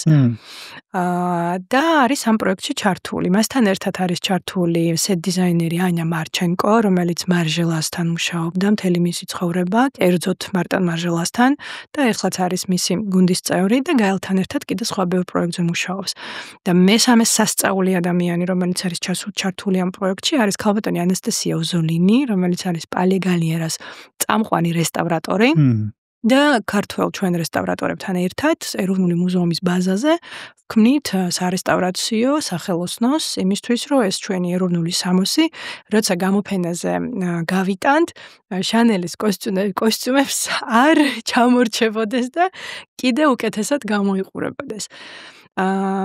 როცა მივხვდი, რომ მთლიანად ამ გამოფენას ვერ ვქაჩავ, იმიტომ რომ სერიოზული ფინანსები ჭირდება და სერიოზული მხარდაჭერა, დავუყავი ნაწილობრივად და დავიწყე უბრალოდ ამ თემის პოპულარიზაცია და ზუსტად ვიცი, რომ ჩემი მეცენატი მე მიპოვის და დაინტერესდება და მოვა. მე გვხვდები საერთოდ სამყარო ასე ნაწილ-ნაწილ გიგზავნის რაღაც ადამიანებს, რომელიც შემჭირდება, რომ შემდეგ ეტაპზე ტრანსფორმირდე ამიტომ. ზუსტად მართალი ხარ და ამას ვაცნობიერებ და ძალიან მადლიერი ვარ ამისთვის, იმიტომ რომ იქ უკეთესად იციან, როდის რისთვის რა დრო არის საუკეთესო. ცალსახად. მე მაინც მინდა კითხე ხა, მოდი ესე ვთქვათ, როლს შევეხეთ დაკავებულობას ყველაფერს, მაგრამ მაინც დედის როლი კი ახსენე, მაგრამ ამხელა კი ახსენე, რომ მე work-life balance-ი ხა უკეთესი მაქვს, ვიდრე მოსკოვში მქონდაო. ასე თუ ისე ვახერხებო, მაგრამ როგორ არის დღეს, როგორ გამოგდის თანაგზნობა და ემპათია ბავშვებთან დღევანდელ შენს ცხოვრებაში? ხან გამომდის, ხან არ გამომდის. ძალიან დიდ ყურადღებას ვაქცევ ჩემ შინაგან მდგომარეობას პირველ რიგში. მივხვდი ასეთ რაღაცას, რომ მე თუ არ მშიერი, არა მარტო ფიზიკურად მშიერი, ზოგადად მე თუ არ მშიერი, მე სხვას ვერ ვაჭმევ. ვერ გამოკვება ვერაფერს. ვერაფრით. მე თუ ვარ დაღლილი და გამოცლილი და დაცლილი, ხო, მე ვერავის ვერ ავავსებ. ამიტომ დიდ ყურადღებას ვაქცევ იმას, რომ შევივსო, ეს რესურსი მქონდეს, ამისთვის ყოველდღიურად ვაკეთებ პრაქტიკებს, მედიტაციებს, კვირაში 2 ჯერ მინიმუმ ვცდილობ, რომ იოგაზე ვიარო, დიდ 2 საათიან პრაქტიკებზე. ამისთვის დავიწყე ჰენდპენზე დაკვრა, იმისთვის, რომ ეს რაღაც შინაგანად დაუმშვიდდე, როცა უგრძნობ, რომ ამოდის და იწევა. და რაც მთავარია, ვისწავლე ჩემი გრძნობების და ემოციების გამოხატვა. ეს რას ნიშნავს? სად ისწავლე? მუშაობის პროცესში. ეს რას ნიშნავს? ჩვენ ყოველთვის ყველა გვეუბნება, რომ არის კარგი და ცუდი ემოციები. მაგალითად, ბიჭი რო ხარ, არ უნდა იტირო. ან შეთი კარგი გოგო ხარ, რა გატირებს? ან არ შეიძლება გაბრაზება. ვინ თქვა? რატო თქვა? მოდი ესე ვთქვა, აღზდა, რასაც აღზდა ერქვა, ხშირად იყო კომფორტის ჩამოყალიბება ბავშვის ხარჯზე. რა თქმა უნდა, children should be seen, not heard. რასაც ქვია. ვიქტორიანული მიდგომა. მაგრამ მე ეს არ მაწყობს, მე ეს არ მომწონს. ამიტომ ვისწავლე ამ ემოციების პირველ რიგში გაცნობიერება, რომ ეხლა მაგრა გავბრაზდი. ან ძალიან მიხარია და რაც მართლა შეიძლება იყოს კარგი და ცუდი, ეკოლოგიური ან არა ეკოლოგიური არის ემოციის გამოხატვა. მე თუ გავბრაზდი და მე თუ სიტყვაზე დავიღალე და ბავშვზე ვიწყებ ყვირილს, რომ მთელი ცხოვრება გამიფუჭე და შენ გამოვარ ესე და რაღაც რატო იქცევი ესე ცუდად და რაღაცა, ამ შემთხვევაში ეს არის არაეკოლოგიური გამოხატვა ჩემი აგრესიის, ხო? იგივე მომენტში მე შემიძლია სხვანაირად გამოვხატო ეს, ხო? ბავშვს უთხრა, რომ ისეთი კარგი გოგო ხარ, მომეხმარე, ძალიან დავიღალე. და ამ შემთხვევაში ბავშვი სხვანაირად აღიქვავს ამას და მე მივხვდი, რომ ეს თანაგრძნობა და ეს ემპათია მარტო იმ შემთხვევაში შემიძლია, როცა მე საკუთარ გრძნობებს ვცნობ და როცა მე ვარ გაღიზიანებული ან პირიქით ბედნიერი, ეს ბავშვზე არ გადამაგ. მისი ბრალი არ არის. ჩემი არჩევანია და მე როგორც დასრული ადამიანი შემიძლია ჩემი ემოციები ვაკონტროლო. მე შემიძლია განვიცადო აგრესიაც, შიშიც, ნებისმიერი ემოცია, მაგრამ ის როგორ მე გამოვხატავ ემოციას, მე შემიძლია უკვე ვაკონტროლო, იმიტომ რომ მე ვარ დასრული ადამიანი. ამ შემთხვევაში ბავშვი როცა მოდის ჩემთან რაღაცა ემოციით, ჩემი თავარი დანიშნულება ამ შემთხვევაში არის დავეხმარო, გააცნობიეროს, რას გრძნობს, დაარქვას ამ ემოციას სახელი და მერე ვასწავლო ამ ემოციის ეკოლოგიურად გამოხატვა. მარტო ესე შეგვიძლია მართლა იმ თანაგრძნობამდე მივიდეთ, იმიტომ რომ ბავშვს ეცოდინება, რომ მე მას ვაღიარებ, მე მას ვხედავ. ჩემი უფროსი შვილი, სოფა, არის, რასაც ქვია, highly sensitive child. გრძნობიერი ბავშვი? ძალიან გრძნობიერი ბავშვი, ესეც ტერმინი არ აღმოჩნდა, თურმე არ ვიცოდი. არ ვიცი. არ ვიცი. შენზე გრძნობიერია? კი. ბევრად? ბევრად. მისთვის ზოგადად ცხოვრება რთულად არის მოწყობილი. იმიტომ რომ თინა არის აბსოლუტურად სხვანაირი ტიპი. თინასთვის არ არსებობს დისკომფორტი, თვითონ რასაც უნდა შეიქმნის ისეთ კომფორტს, რომ არც შენაში გაწუხებს, ზუსტად ყველაფერს. სოფას, ბავშვობიდან ცოტა, ახლა მაგალითად სოფა ამ განათებაში დიდი ხანი ვერ გაჩერდებოდა, იმიტომ რომ მაგრა გააღიზიანებდა ეს ზევიდან რომ გაწყვება შუქი. კონცერტებზე უჭირს ხმამაღალი ხმები, ნაუშნიკებიც არ შველის. ბავშვობიდან ოთახში უნდა ყოფილიყო სრული სიბნელე, რომ მან დაიძინოს და ასე შემდეგ. ოდნავ რაღაცა სველი პამპერსი უკვე დისკომფორტია.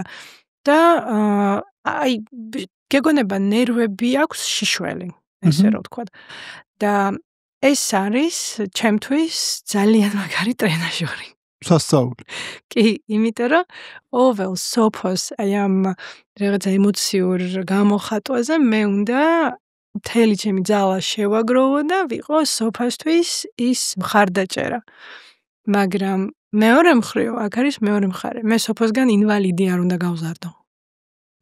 ის რომ ის ესეთია, არ ნიშნავს იმას, რომ რაღაცა განსაკუთრებულია და აბა ეხლა ყველა გაჩუნდით, იმიტომ რომ სოფას აწუხებს. არა, მე უნდა ვასწავლო მას ამ სამყაროს მოერგოს და იცხოვროს, იმიტომ რომ ესეთია. და ეს ბალანსი ალბათ არის ის, რასაც მე ბავშვებთან ვცდილობ, რომ ვიპოვო. ძალიან საინტერესოა. მე ცოტა შორის მაინც გამიჩნდა კითხვა. ყველაზე გამოგკითხე ცოტა ქმარზე, ცოტა ბავშვზე, ცოტა ბევრი პროექტებზე, მოდი ესე თქვა. მე ხო ტყუპები ვარ, მე ხო ყველა ბევრი ვარ ზოგადად. კი ბატონო. რომას ველაპარაკები ხა? არ ვიცი, გააჩნიებს ფას. კითხვა მაშინ. თუ შევხედეთ, რომ ემპათია არის ჩემი განმარტებით არის თვით ემპათია, მოდი ეგრე დავიწყებ, იმიტომ რომ ესე მოვდიოდი, გარედან შიგნით მოვდიოდი. თვით ემპათია არის ჩემთვის ალბათ საკუთარი გრძნობების და საჭიროებების მიმღებლობა, სივრცის მიცემა. ჩემთვის ეს არის ემპათია, ასევე ეძახი თვით ემპათია, სანამ შემიძლია ჩემ თავს მივცე ემპათია.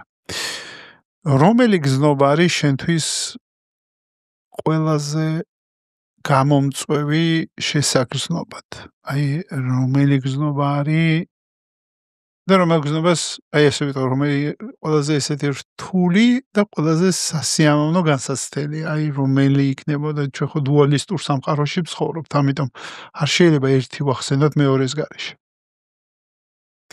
არ ვიცი ამას რა დავარქვა, მაგრამ ის გრძნობა, რომელზეც მე ახლა ბევრს მუშაობ და რომელიც არის ჩემი მიზანი, რომ მივაღწიო და შევიგრძნო, არის ის, რომ მე ვარ საკმარისი.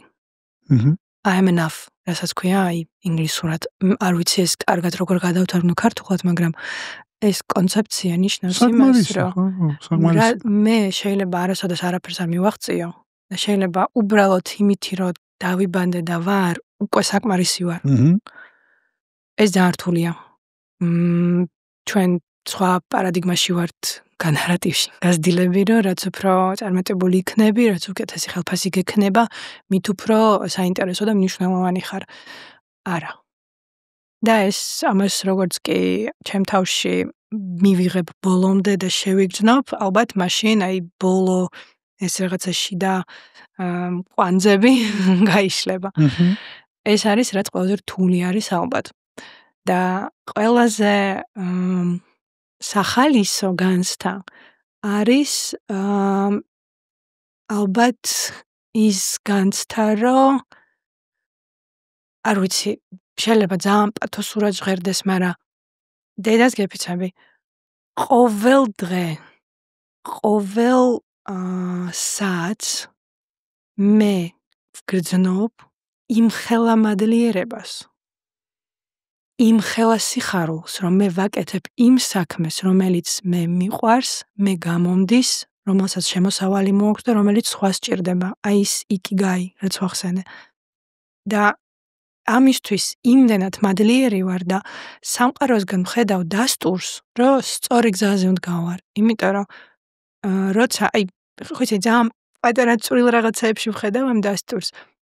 არ ვიცი სიტყვაზე რაღაცა მომეწონა, დავფიქრთი რომ აუ მაგარია რომ მეც რაღაცა მსგავსი მქონდეს, მოდის ჩემი დაბადების დღე, ჩემი მეგობარი ამას ჩუქნის, ოღონდ არ მithქვია არავისთვის რომ ეს მინდა.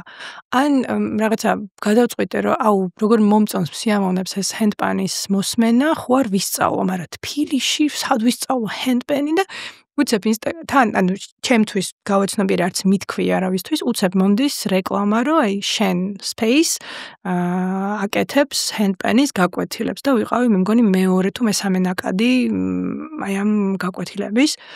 მე მინდა წავიდე სვანეთში. უცებ ვიპოვეთ სპონსორი, პარტნიორი, რომელიც ამაში დაგვეხმარა და გადავიღეთ სასწავლო ფილმი და ეს მართლა მადლიერების გარეშე არ არსებობს და ხანდახან მიჩნდება ეს გრძნობა, რომ ვაიმე ახლა მადლიერი რო არ ვიყო, სამყარო ამას ყველაფერს წამართვას, მაგრამ ეს გრძნობა არის ალბათ 10% და დანარჩენი 80% არის მართლა მთელი გულით და სულით, რომ აი იღვიძებ და სიხარულით, რომ აუ მე ჩემ ოცნებას ვიხდენ. მართლა რაც მე მიყვარს, იმას ვაკეთებ და რამხელა ბედნიერება არის და დიდი მადლობა ამ სამყაროს და აი ყველაფერს რომ აქამდე მომეყვანა, იმ მფარველ ანგელოზს არ ვიცი. ასეთია მადლიერი ნათელა, რომელიც აკეთებს საქმეს ნათელს, რომელიც უყვარს. აი ეს არის მე მინდოდა ჩემ მაყურებელს და ჩემ მსმენელს გაეცნოთ ნათელა. სასწაულად საინტერესო ადამიანია და იქინა გამომდინარე საინტერესო ადამიანია, მაგიტო გამოსდის ის კონტენტი, რასაც ამზადებს. ანუ სხვანაირად არ არის, სხვანაირად ვერ შექმნი ეგეთ რაღაცას. ნათელ, ეხლა შენ რო გაიარე გამოცდილება პოდკასტზე ყოფნის ჩემთან ერთად, ტრადიციულად ყოველთვის ვეკითხები სტუმრებს, ვის ისურვებდი რომ მოგესმინა ამ ფორმატში, ანუ ვინ იქნებოდა შენთვის საინტერესო, პირადად შენთვის მოსასმენი. ვის ისურვებდი ამ ფორმატში?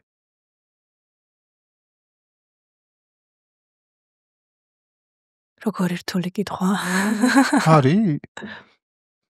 კი. მე არ მგონია რომ რთულია, მაგრამ მგონია რომ ძალიან მარტივია, ამას მოусმენ.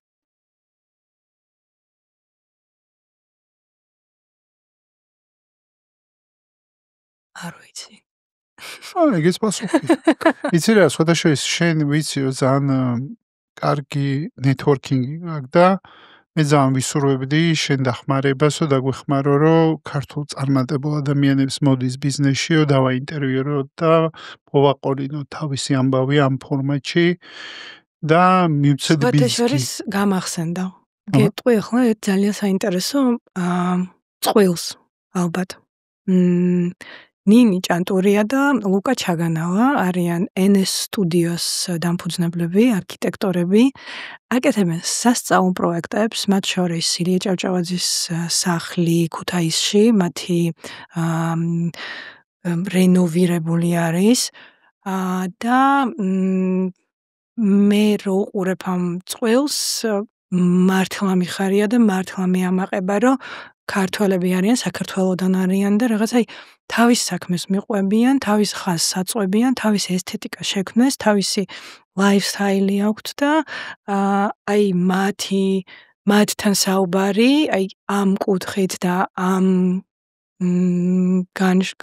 განხრით მე მგონი ძალიან მადლობა რჩევისთვის, აუცილებლად გავითვალისწინებ, მე მინდა გამოვხატო ჩემი აღფრთოვანება და მადლიერება ამ საუბრისთვის, ძალიან საინტერესო მოგზაურობა იყო და ძალიან საინტერესო სამყაროს პატრონი ხარ და ამ სამყაროში რომ მოგვეცი შესაძლებლობა რომ გვესეირნა შენთან ერთად და გვენახა და შევხებოდი დღეებს, რაღაც ბუჩქებს, რასაც გვიყვებოდი შენ სამყაროზე. მაგისთვის მადლობა და მე ყველანაირად გისურვებ წარმატებებს და ვრჩები გულშემატკივრად შენი ფანტასტიკური პროექტების ასაკეთებ შენთვის, ამ ქვეყნისთვის და ზოგადად სამყაროსთვის. ძალიან დიდი მადლობა საშა მოწვევისთვის და მეც ძალიან ვისიამოვნე რაღაცა ისეთი კითხვები დამისვი, რაც ჩემთვის საინტერესოა და ალბათ გავაგრძელებ იმაზე ფიქრს აქედან რომ წავალ და ერთადერთი რაც მინდა ყველა ჩვენ მაყურებელს და მსვენელს უსურვო ყოველთვის ვიყოთ ნათელ მხარეს. ნათელ მხარეს. ესეთი იყო ნათელ. მადლობა გუნს. ოე, ხალხო, მადლობა. მადლობა მაყურებელს, მსმენელს ყველას მადლობა და მომავალ შეხვედრამდე.